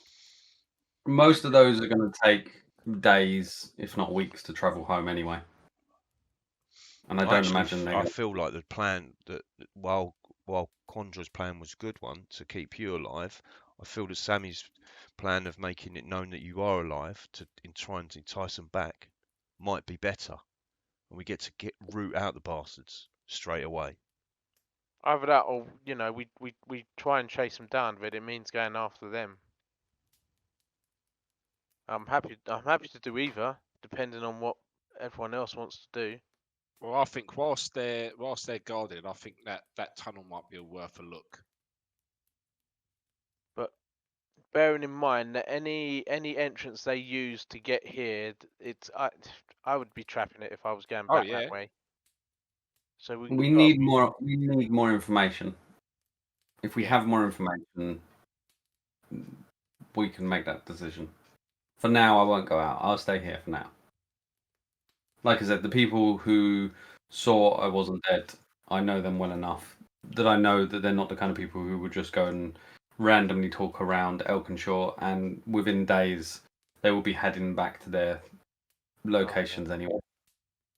So I do not fear them as a problem, and the guards, as I said, I'll rely on Balasar that he hires the right people. But I will remain in the house, and if you could get any extra information that tells us what way to go with that, I'll keep a low profile. I'll keep business kind of delayed so that no one knows either way. So, did you find any more entrance points, any more attack points as you know, overnight and into this morning? We found the well, the basement, and the burial chamber. The burial chamber also has a area dug in, another tunnel dug into that as well. I haven't sent any guards down so far, but we have guards posted at each of those areas. Okay. So I suppose from our point of view, it's, do we want to take one of those tunnels? And if so, which one do we take? If we're going with this, that Levi's dead, then I would suggest that means that we go looking for them then, before they can firm up on whatever it is that they're doing. He says, what I would say is that you're probably under a time limit, as there's only so long you can stay dead before the town starts to possibly have additional issues. And I'm not sure how long that would be. For now, I would say at least days. And then after that, it depends on what the town's going to do.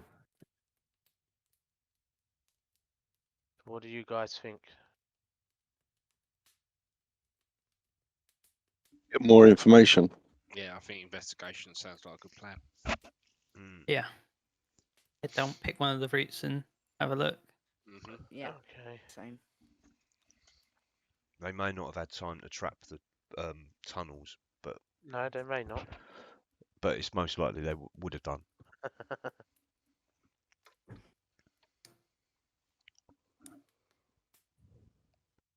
Anyone have a preference what one we go down? I would say go down to the one in the storeroom, but I get stuck. So probably on this level. Oh, you get stuck. Them things are going to be fair in mind, and I'm hoping that future maps, I'll try and see if it's still causing you an issue. And if it is still causing you an issue, we'll have to figure out a way around. But for now, I'm going to do those parts of theatre in mind rather than move you on to maps. Okay. Storeroom. Okay. Storeroom it is then, yeah? Yeah, sounds like that. Whatever. Basement storeroom?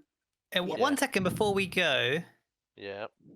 Last night I handed in 3 daggers.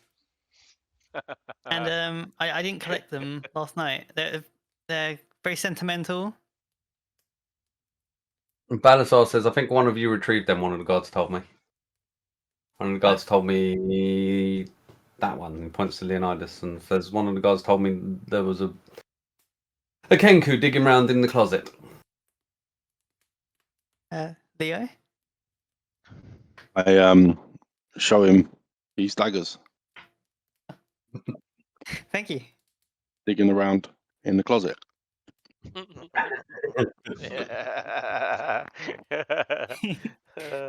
Put them slowly into my leg holster while just looking at you. And all they are is hilt. All it is a hilt in the belt. Uh-huh. I'm joking. I haven't snapped them. I hope not.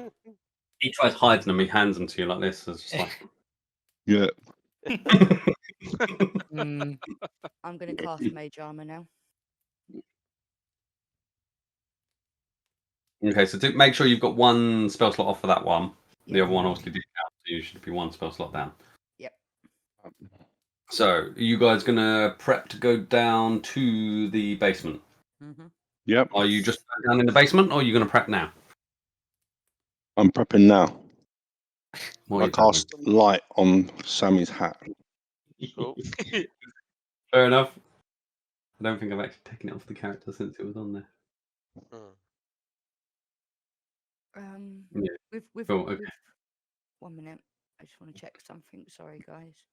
I want to remove light off me as well. Find familiar. How long does that take to change?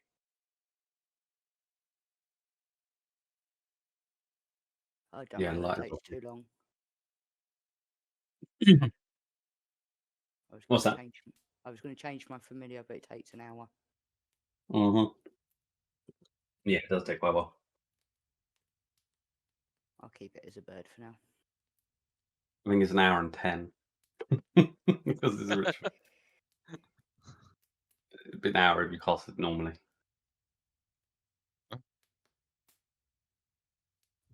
Also handy to note, there's certain spells that take components, and even though most of you have got something that you're using in replace of components, any cost component. So in Find Familiar, there is a cost component. I think it's 10 gold worth of incense and something along them lines. So in doing the ritual, you're burning incense, you're using them items. That component is getting used. For the most part, there's a lot of components to get used, so you do something with it and it gets burnt up in the casting of spells. There are some components where you just need the thing and it doesn't actually destroy it. But make sure you're also monitoring them on your spells. So obviously you've got the ritual, you've got concentration, but you've also got components. And if the component has no cost, so normally the cost would say a gold piece value next to it. So on your Find Familiar, it say 10 gold pieces next to it. That one means you have to pay the 10 gold. And it's normally, as I said, it's some sort of ingredient that's more costly or something like that. That one you have to pay. It doesn't get around you that. But I think you've got a hat, or your tiara is the wizardry tiara, which means any of the other ones that don't cost anything, they are kind of negated by your tiara. Yep. So obviously, in terms of if you was going to change, you'd obviously need to spend 10 gold. In that sense as well. Which, if you want, you can also RP to find them things in the market and all that kind of stuff. That's entirely up to you and how you want to. I'm not going to force you to if you don't want to. More so you than anyone, because you're still new to it. Yep, no, that's fine. I'm not going to change it yet until I absolutely have to. Cool. So, is anyone else doing anything else with preparation for going down into the basement? I'm good. No. No. Okay, so you make your way down in the basement. Some of you wouldn't have seen it. You make your way down, and as you come down, it's stone stairs in the. You've got the kitchen, and next to the kitchen is like a small storeroom, which mostly has barrels and grain and food and lots of bags and boxes and stuff like that, which you presume is just mostly kitchen kind of supplies. And in that room is a stone staircase that leads down. When you go down the stone staircase, you come into a room, first of all, which is a bit more open, has one or two shelves in the corners, has the large stone doors, 2 large stone doors, and then kind of 3 archways that lead off. So as you come down the stairs, to your right, there's the stone door, and then straight ahead of you, there's a stone door, and even more like a U-turn around from where the stairs wall is the arch that takes you into what is the wine kind of cellar. So as you kind of look around there, you can see that there was wine racks. Over to your left, there are the 2 more arches that go through, and you can see like things like other boxes and some old other bits of furniture and that sort of stuff. For those who did see it last night, you can see that most of the chairs and tables that were there have been shifted now back up into the ballroom. So it's looking a little bit more empty. As you look into, you can see there's still glass on the floor, but most of the bottles that were kind of all knocked down, all the wine and stuff, most of them have all been picked up. You imagine this has been work going on through the night. A lot of all the bottles have been picked up, but there's still some glass. There's still lots of rubble on the floor. It looks like it would take more of a clean-up operation to properly clean it all up. But you can see in front of you there is a hole about 10 foot by 10 foot, roughly circular, as you could imagine from digging through kind of like a cave. There are no tools or anything like that. As you look about, you kind of get up to as you walk into the kind of the wine cellar room, as it were. You walk in and you're looking around at the rubble, and Leonidas and Fenton, you can immediately tell that noise that you was hearing as you now see this hole, and the fact that Leonidas, you was over by that wall, you're quite sure that was the sound of digging that you was hearing. Like there was no obvious digging sound when you heard it, but you're kind of putting two and two together that's roughly the direction that you, Leonidas, was hearing it. Is this what you was trying to tell me, Leo? Yes. I would imagine that Leo would make the noise again. The ting ting ting ting. Yeah. Because I couldn't hear it, could I? No. Leo's pointing at it kind of just to say, look, see? Perception check 2. By the way, Brad, I've got my shield. I haven't drawn my sword yet. I've just got my shield out. Okay. That's fine. You normally have your shield out, I believe, because you've got it ticked in your character sheet. Like I said, in your character sheet, if you've got it ticked, that's what I'm gonna. If at the beginning of a battle I go to your character sheet and it's ticked, I'm gonna regard your shield, not necessarily your weapon. Normally your weapon is a case or I'm drawing it, but your shield it takes a while to put away. So same with you, David. Sammy. Your one. Sorry, Sammy. Your one's slightly different, Sammy, in the sense your one goes away easy and comes out. But if you want it to be able to walk into battle with, if you have it ticked, I'm going to assume that it's already out. Yeah, anytime I'm going into somewhere like this, it's going to be out. Yeah, so what I would say, best thing in this sense is I'm going to leave that up to you. So if a battle starts and I go to a character sheet and I look at it, that may be the point at which I say. So I'm putting the onus as a DM on you guys with your inventory to keep it up to date. If you're about to walk into this battle where you're going now, tick it when you want to tick it. And then for me, it's just a case of I'll just go and look and go, okay, yeah, you've got your shield out, that kind of thing. Yeah. All I have to do is refresh the page. So at the start of a battle, if I want to see that someone's got something, every now and again you see me stop.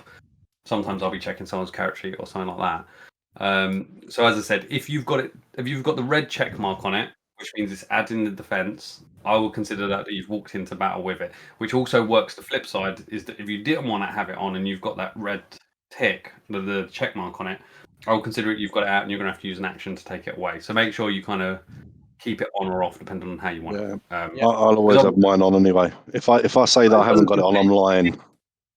I think you and Fenton, for the most part, you certainly will always have it out. For sure. Fenton, you can tell me if you don't want it out, but as I said, same thing again. Keep the check mark.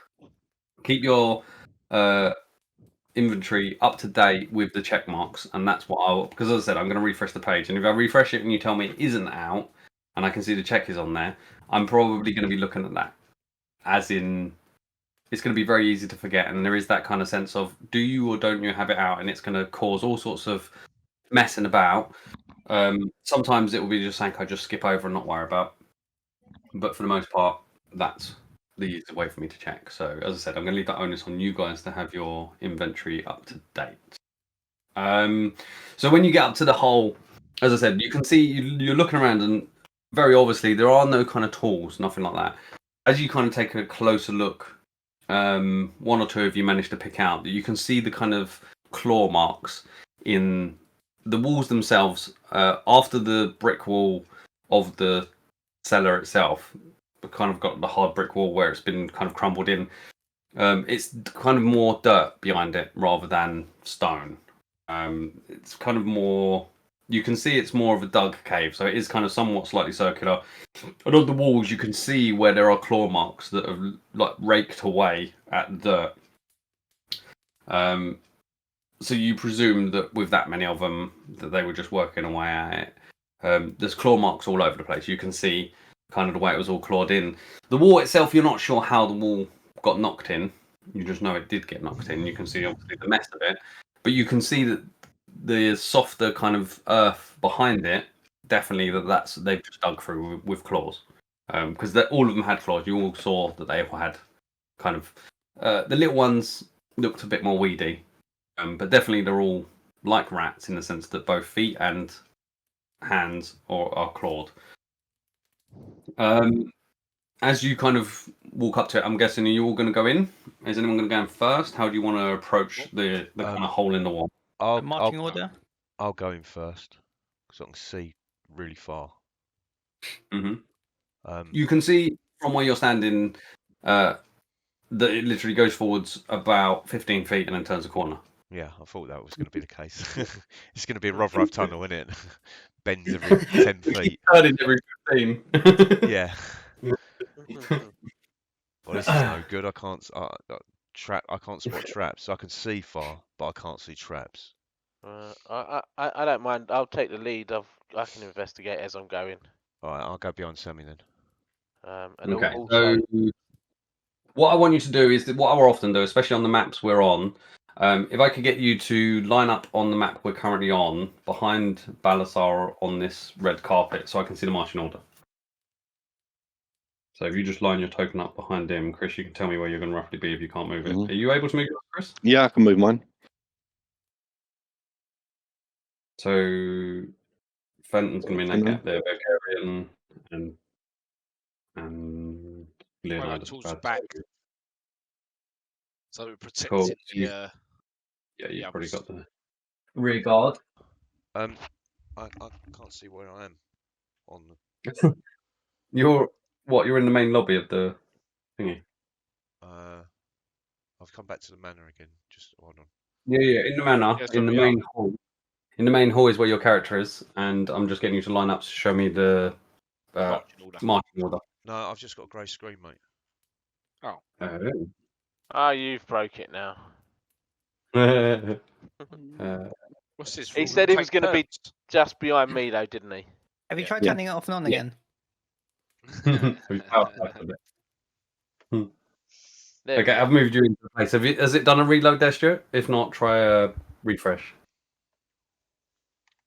You're not really going to need it for this bit going forwards. I've moved you into the bit where you are anyway, in terms to the order. So probably want to give me a few feet spare. You're probably not going to be right behind me, I'm assuming. Yeah, I guess how far of a lead do you want? What, 10, 15 foot? You would imagine probably 10 because you can see the corner turn quite quickly. If you go 15, you're going to be out of the vision of it. All right, 10 foot. And if I get to a corner, I'll stop and wait for him to catch up. Okay, Bearing in mind I've got a light source on my head, so we're not going to be sneaking up on anyone.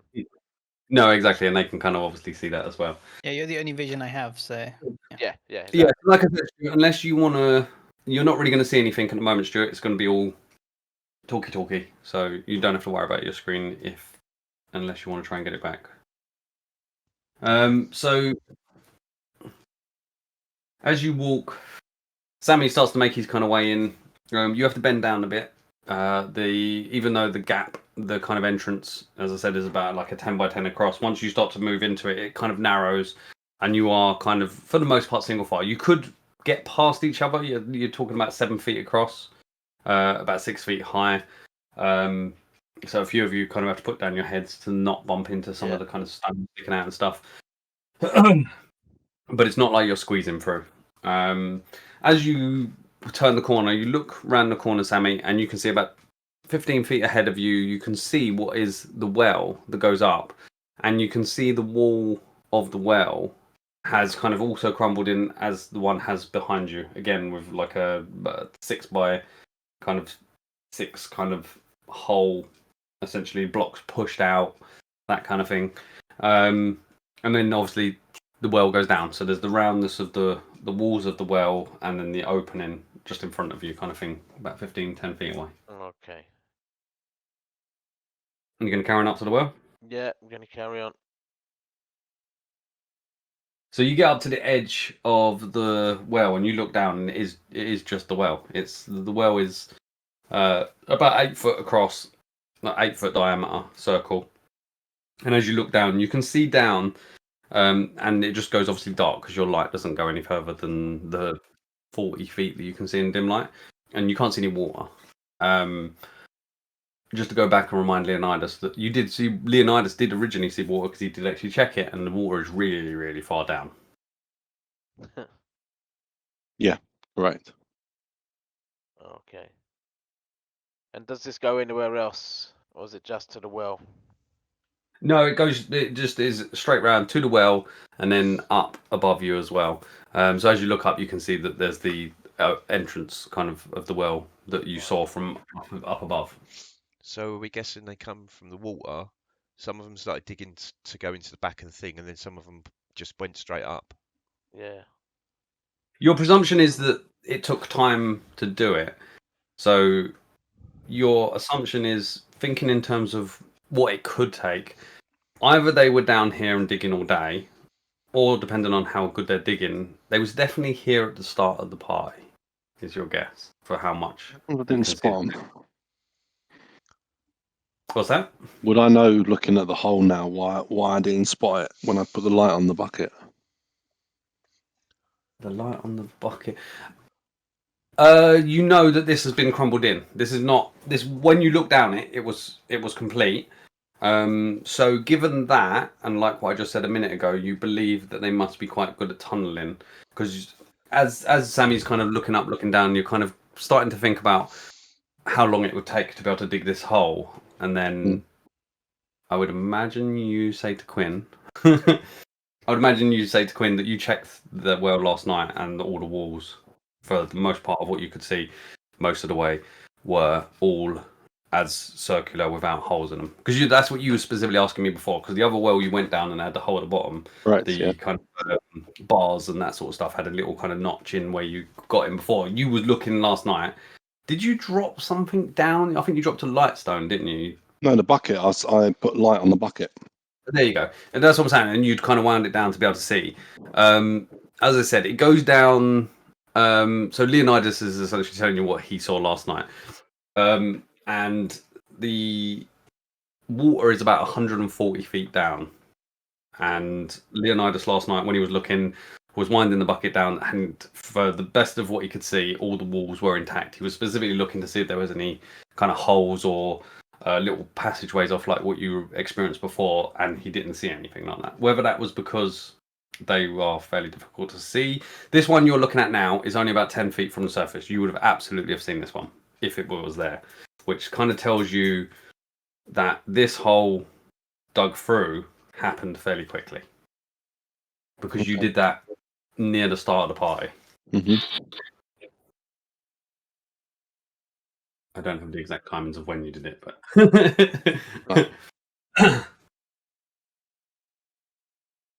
So, as I said, at the moment you're looking, Sammy, you're at the edge, you're looking up, seeing that there's the kind of sky up above. The cover hasn't obviously been fixed and put back on, so there's a sky up above, and then you look down and it just goes into blackness for you. But obviously Leonidas has given you this information through Quinn. I'm kind of all talking over at the back. Alright, guys. Maybe we could send the familiar down. Good plan. See more than we can see. I currently have a spider. With big eyes. Big-eyed spider. Saber's no good. Is he here? Where is? Yeah, where Saber's is Saber with us. He's with order? us. Where is he in the marching order? Is he at the back? Is he in the middle, behind you? No, he'd be with me. Okay, so I'm going to move you up to here, and I'm going to bring in Saber on here. For definite, he's with me. I could always He send can't be Levi ahead. surprised. He's my vigilance expert. He's trained to give warning. There you go. I'll give you like a say, let's say 10-foot gap behind you, and a 10-foot gap behind Saber to them. Like when you was trying to keep it. Obviously, they'll come up behind you once you're in there.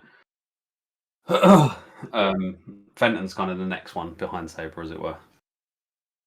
Yeah, Go on and carry on with what you. He can see better than me. He's got dark vision and he's got vigilance. So. Ladies, is she an eagle? Lady is, yeah. And I don't know if Lady has dark vision. Lady doesn't have dark vision now.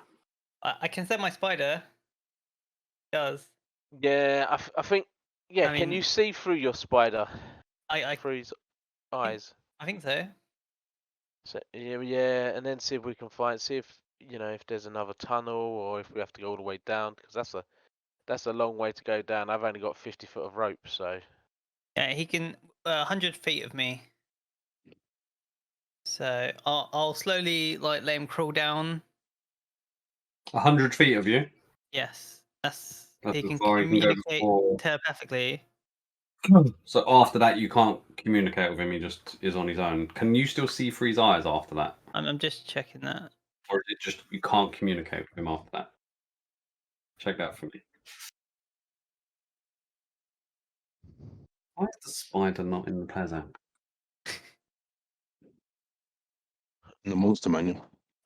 Yeah, I know, but why are they not in the plaza book? They've got other common creatures. The spider Yeah. is common. Guess no one really fights the spider.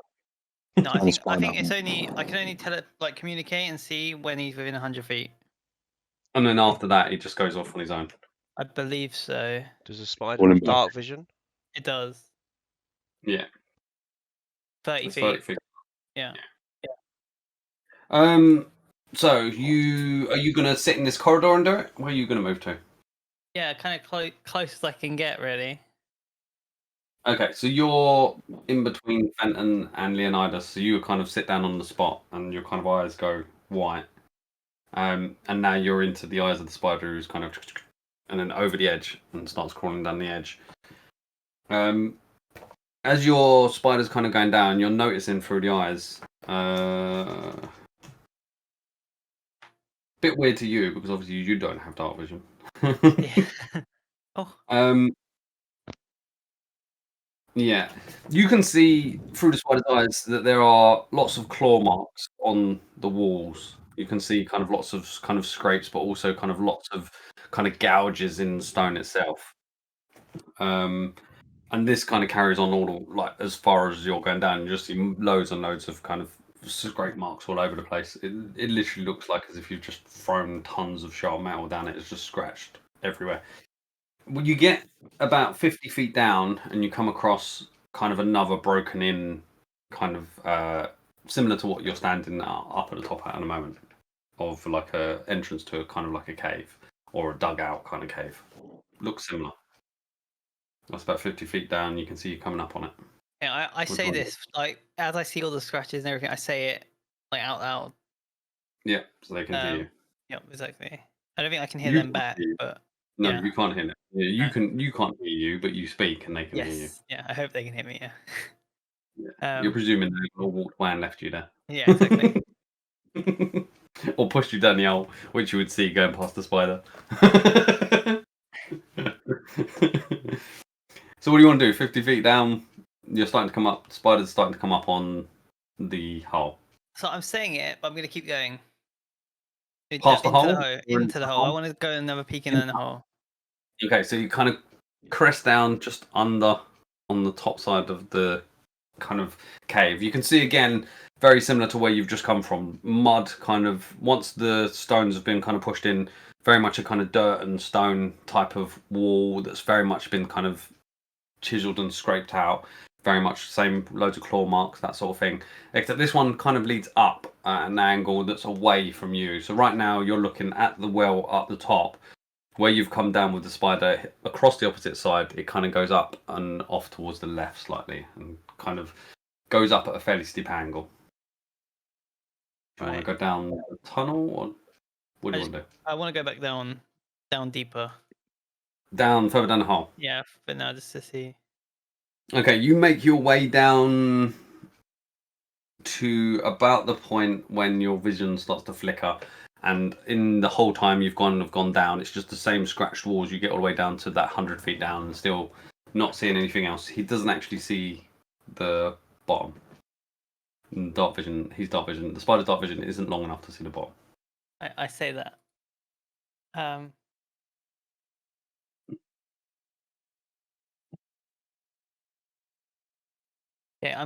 gonna tell my spider to wait, and then I'm gonna come out of looking through him. Okay. Yeah, he's just perched on the wall. Yeah. You're back in the room. Yeah. He didn't abandon me. Still standing looking at you. Yeah, so Where do you guys think we should go? Do you think we should try and head to that little perch? Think that's possible?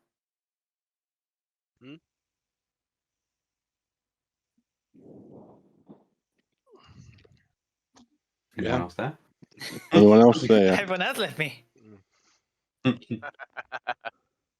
I'm Yeah. right in the back. I was waiting Have you for still someone got- else to answer for once. I'm at the back Yeah, as I've well. been for a while. I'm just listening out for voices I hear and thinking, who haven't I heard for a bit?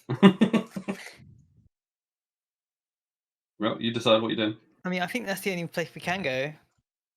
Yes. As long as we can Down get on there, top. I can scout further when we get there. So, just how to get there. Well, As far as I'm aware, you have 2 ropes, so 100 feet, or just shy of 100 feet. Say Okay. about 96 feet, given knots and stuff like that. yeah, I was going to Although, say, in fairness, I don't think you guys have got anything to tie it to. Saber. I was just about to say that. Saber. You guys can run that past him. Yeah. I don't know how he's gonna get there otherwise. Have we not got a removable rod? we Yeah, I got two. we'll tie Saber to it, so he'll go down first.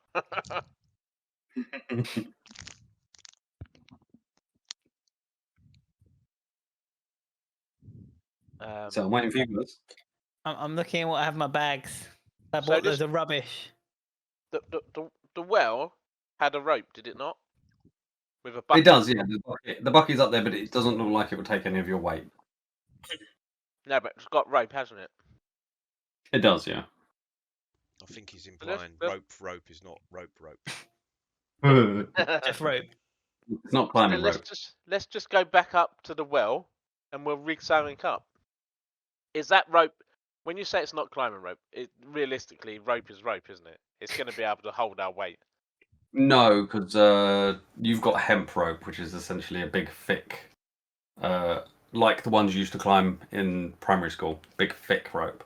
Whereas the one for the bucket is about half that size. And if you did try to rig it up onto what is currently where the bucket is, you would imagine it would be a bit weird winding it, and whether the actual metal pole would actually hold that as well if you put more weight on it. And I guess Mage Hand wouldn't be able to hold it either, would it? Definitely not. No, that's not much weight. Has a weight limit on Mage Hand. I think it's 30 pounds. I'm not pretty sure, but it's not a lot. It might be 5 pounds. Could we use maybe a dagger as a makeshift piton? Do you Well, think that would work? I'm sure if we go up top and ask, we can get something sorted out. Yeah, it's not like we're Well, stuck you guys down tell me this a hole. plan. Well, You guys tell me a plan. Belgarin's at the back. Why don't we send him back and ask for something? Yeah, lower the rope. I'm going back. Let's go. Don't want to leave my little friend down there. So if we Your go little back, friend is a spider. He can climb all the way back up. if we go back, are we just going to go to the well when we want to go back in Yeah. and go down that Yeah. way? Okay, cool. We'll Yeah, have to- this ain't leading anywhere, is it? Apart No. from to the well. So Okay. Yeah, No, poof, I agree. my We'll go back. spider's We'll back. we'll get something that we can And tell Levi to fill up the hole as well. hold. Maybe get a couple of planks of wood strong wood over the well that would hold the rope. worst case, I can always go and get my cart. We can tie the rope to the cart. The cart's not going to get pulled into the well. It's a heavy cart, heavy duty, specially made cart. So you're going back upstairs looking for what's the best option Yeah. to be able to tie it to. I know Levi Yeah, no, you go upstairs. has a huge and- statue. Yeah, he's got loads of different things down in that basement sort of thing. You go upstairs and kind of find Levi. Levi comes down with you and he starts pointing to some of the furniture down in that kind of first room you get to in the basement. And you can see that there are some older type tables there with big bits of wood. And from best kind of solution is that some of the beams that go along the bottom of the table itself probably the best thing. So you pick it up kind of between you, take it upstairs to the well, and you believe that is going to be strong enough. At worst, you don't know if it would take all of your weight. You don't know how much weight it will hold. But the table itself seems like it would hold at least for sure one person's weight. Go down one at a time. Yeah. I think we should send Saber down first. Yeah, send Saber down. He can anchor it down there then, and then I'll climb down afterwards.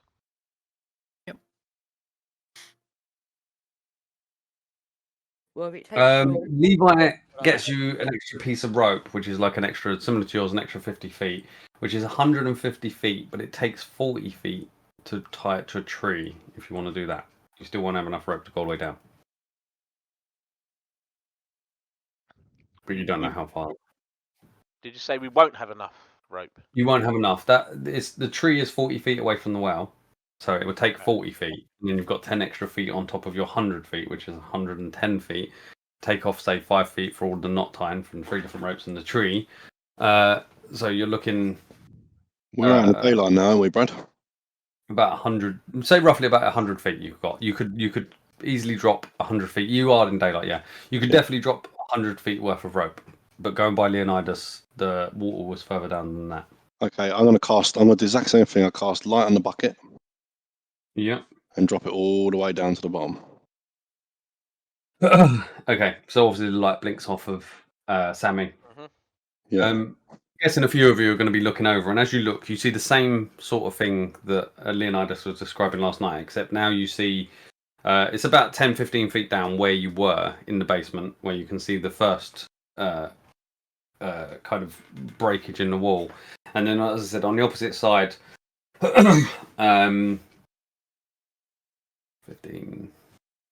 65 feet down is the next hole. And once you kind of keep winding it all the way down, it gets right down to the bottom, and you can see, as I said, it's about 140 feet as a guess as to where it kind of hits into water at the bottom, and the water is still there. That's about the most you can see from here. I'd say either two of you roll a perception check or roll as a party. It's up to you guys to decide for looking down there. Okay.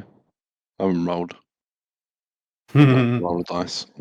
So either you can roll advantage if someone else is doing it, or you can roll and someone else roll. I'm not going to roll. I can give someone advantage. Yeah, me too. Okay, roll with advantage, Chris. Perception. Not very good. Oh, you're not? Yeah. No, I'm not. Absolutely not. So, perception is 9. Oh man, I thought you was good. I said it with confidence, David. I said it with confidence. You did say it with confidence. Yeah. Leonidas says to Quinn. Leonidas says to Quinn, no, it's just the same as I saw last night. It's just all the way down, water at the bottom. And the rest of you looking over, you see roughly the same thing. 9, Brad. That's no help. So, what you can do? Sorry. So, like I said, you can get 100 feet down with the rope. So you have an extra rope that's basically tied to the tree that then ties just a bit over the top of the over the bit of the well. So it is securely tied onto the tree. You would imagine the tree is going to take a good few of your weight. Probably all of you, but you're not quite sure because one or two of you may be fairly heavy. I resemble that remark. Very good.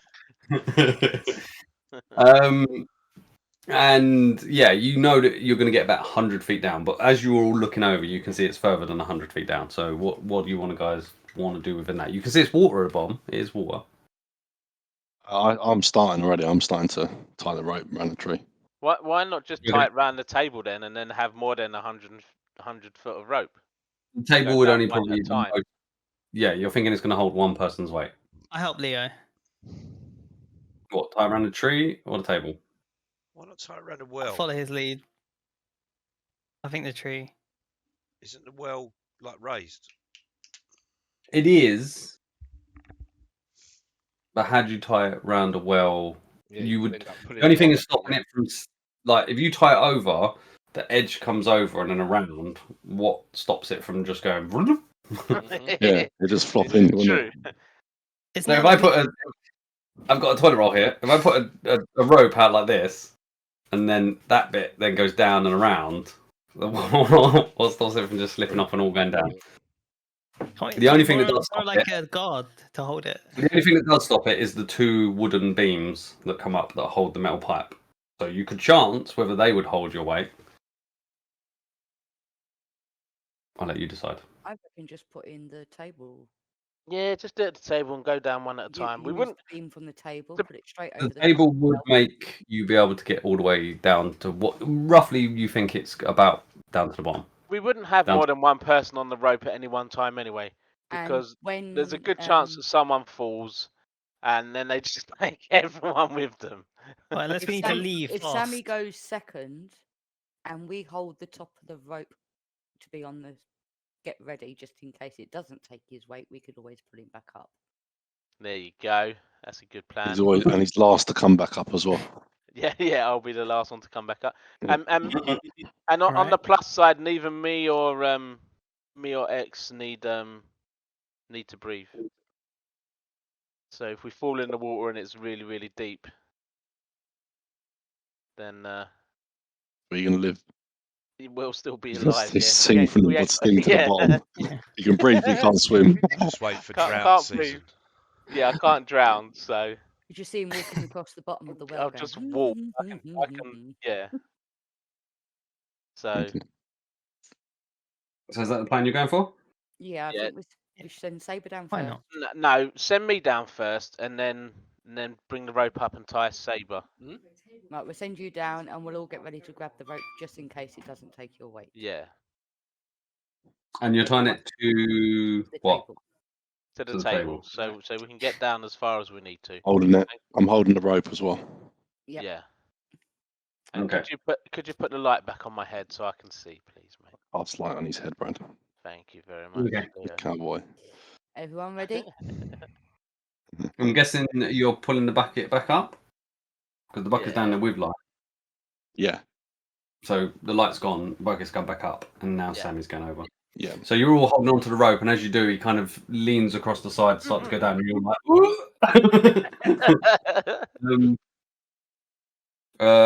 make a group strength check for everyone else other than David.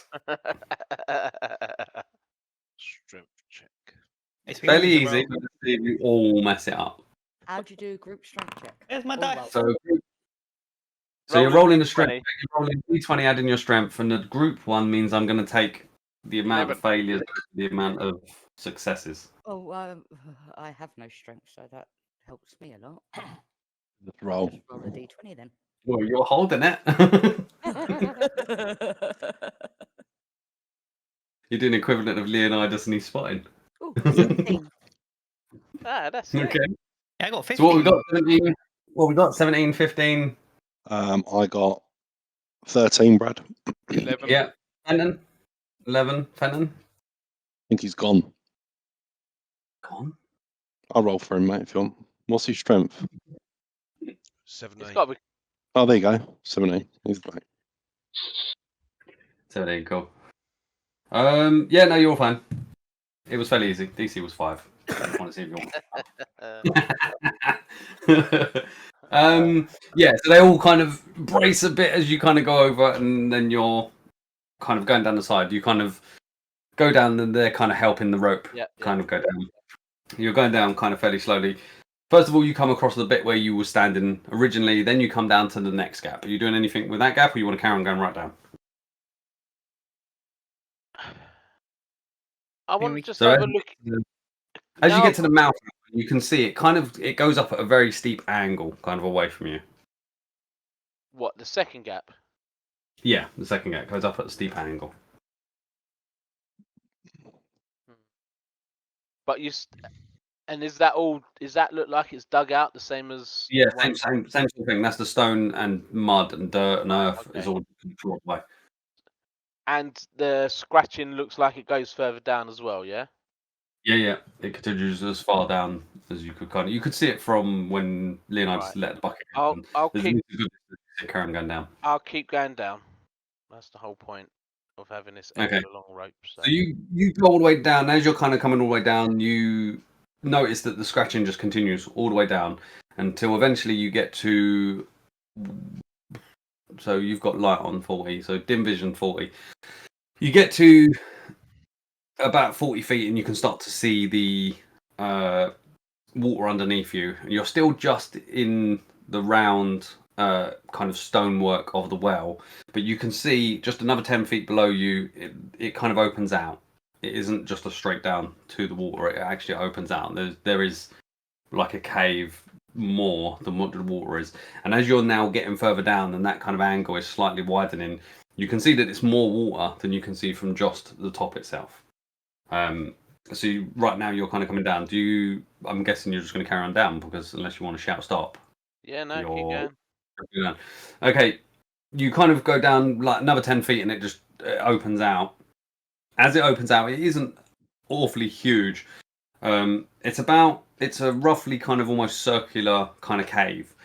The walls are, once you come out of the brickwork of the well itself, you come out and it starts to turn into a kind of natural kind of rock itself that looks like almost like a round, not a sphere, but like a dome type of shape. And the bottom is just all covered with water. And as you look over, you can see on one wall there's like water kind of pouring out, kind of like some sort of natural spring or some sort of runoff. You're not sure, but there isn't like a horrible smell down here, so you're presuming it's more a kind of cleaner water, so probably more something like a spring that's pouring out of the wall. Okay. As you get all the way down, you get to just before your feet are going to touch, and you can see that the bottom is below you, underneath the water. You start to see it. So at first you're kind of getting to the water thinking, how deep is it? And then you can, as the light starts to get onto the bright part, you can see it's about only about 6 foot deep. So as you kind of go down, how big are you? You're big enough to pop your head out of 6 feet. Yeah, I'm big enough to be. Yeah. So you probably get down to about your feet are kind of touch the bottom, and your neck is just out of the water, kind of slightly sloshing a little bit with the ripples and the motion coming from the spring pouring into it. As you kind of get down and kind of adjust your eyes, your dim vision stretches out to 40, which is enough to see all the walls. And just in front of you, kind of a similar direction to what the second hole was, kind of going away from where you was in the first hole. As you get down, you can see in front of you what looked like, you can see it kind of goes, the natural kind of stone kind of goes along and then kind of looks like it creates like a mouth of a cave, but you can see in front of you it looks like it's all been collapsed in. There's big huge rubbles and dirt and everything, and it looks like whatever was there has been collapsed. So it doesn't look like there's no easy way for it. You have no idea how long of a collapse there is no kind of gap above it. It is just fully the roof itself, the natural stone. It looks to you like it's been blasted in some way. It's like quite an aggressive. You can see extra bits of kind of big, large stone that's kind of sitting in the water, underwater level, which you presume probably wasn't there. It looks fairly as if it's freshly all been cracked off the walls. You can see around the area, you can see it's kind of almost slumped down on the sides, as if whatever it was kind of collapsed in the tunnel, just kind of then sunk and rested. But there is no view. There's no kind of little opening or anything. The whole thing is just blocked off. The whole thing's been completely blocked. So they closed it down after they went. It looks like that, yeah. After they've gone through, after they retreated.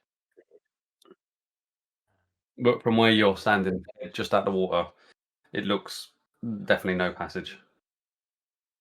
I'll try and get out. I'll have a look around, Brad. That's why I'm down here. So.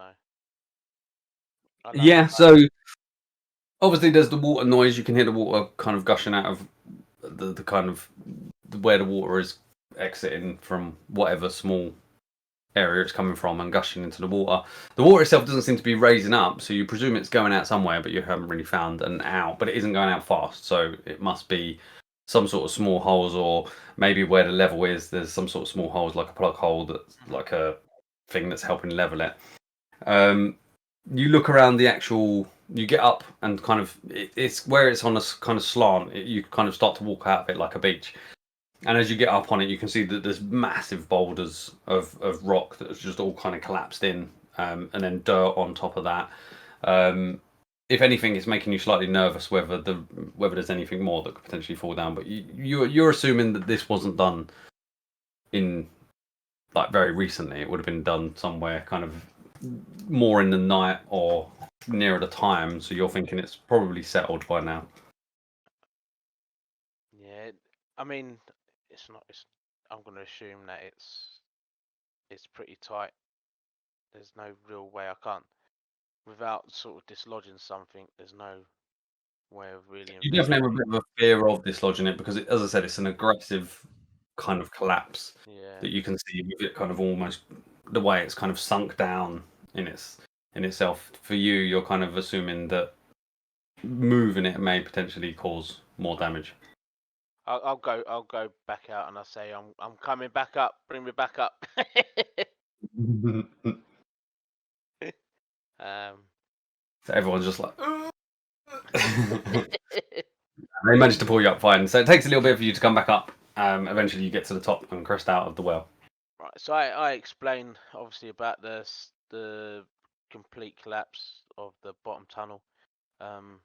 What do you want to do? Do you want to go to the second tunnel and have a look through there? But my guess would be that's probably just another tunnel, and it probably leads to the burial chambers. Would be my guess. I'm happy to sort of go and have a look, or go. You know, what do you want to do? We can go to the burial chambers and like track it that way, or is there a way in through the burial chambers? yes, that's what Levi said. Well, I think that would be easier than us all trying to risk. Yeah, I think we down should there do dislodging that. stuff. Yeah.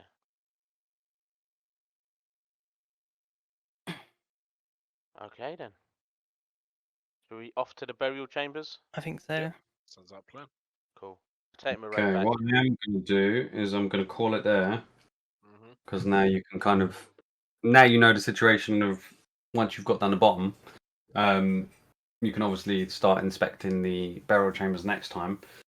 But that's where we're going to wrap it up tonight. Cool. We'll pick it up from you guys. You're at the top of the well. You're kind of going over towards the burial kind of chambers. Perfect. Excellent. Perfect. Cool. Yeah, All right, then, brilliant. Laters all. Yeah. Cheers all. See See you you later. See you later. Cheers, Bye. all. Shoot. Bye.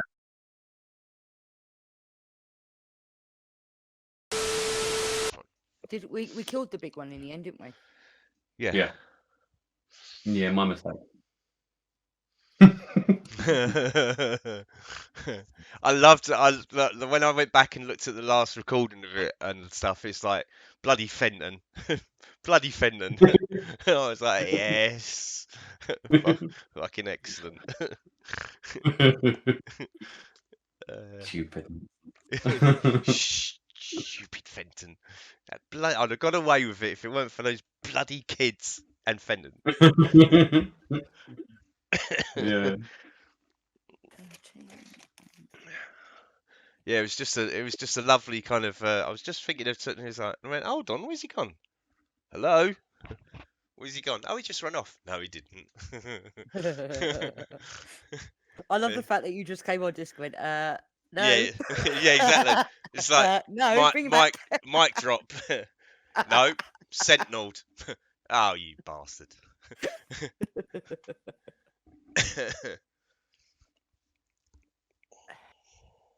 It was such a fucking satisfying feeling as well.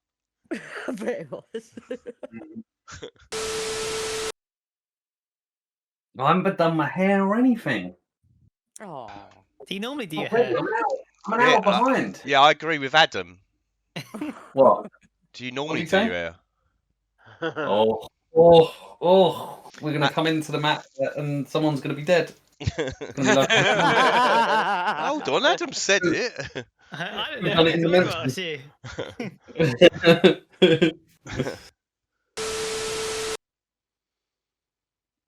you. Chris, you there? I am here. Did you heal Stuart at the beginning and end of last session? I can't remember what the specifics were. Did you toss him a Say healing word? Yeah, he did. No, I was all tapped out, mate, before that happened. Fuck off. He's still laying on the floor, and we've Still passed 3 goes. Ironed Yeah, out. Yeah, that sounds about right. Still ironed out and a minute's Okay, we passed. start our session And I 6 tripped up turns on my later. healing potion. I tripped up on my healing potion, smashed it.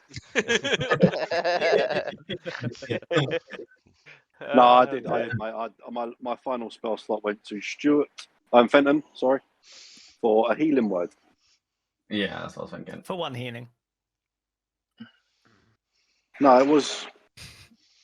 I think it was 1 point or 2 points that you rolled, because I've got written down here 5 points was how much you gave him back, so Yeah, it wasn't I gave him a great 5. roll. Yeah, cool. No, 5, yeah. That's enough. Yeah, okay. He's still dead That's then. enough. Still dead. Dead. Still dead. Well, yeah, you can't be salty just because I sentineled your fucker. I can be very salty. I can be very salty, Stuart, even the fact that I made the mistake of not going by turn order. Sentinel, even though it wasn't even your turn, technically. Doesn't matter. Didn't have to be my turn. That's the whole point of it. You know what I mean? As in, it was because I did it quick and I went out of turn order, which meant you caught him up and he would have run away before you got to him. And I'm going to cast Lesser Restoration on Stuart. Who's Lesser restoration. On Stuart. Do you have spells? Get rid of his COVID, mate. Oh, right, yeah. Thank you very much. That worked, Chris. I don't think that worked. You need a greater restoration Yeah, for that one. exactly, yeah. You're not that level yet. Yeah, I'm still fucking a plague rat now.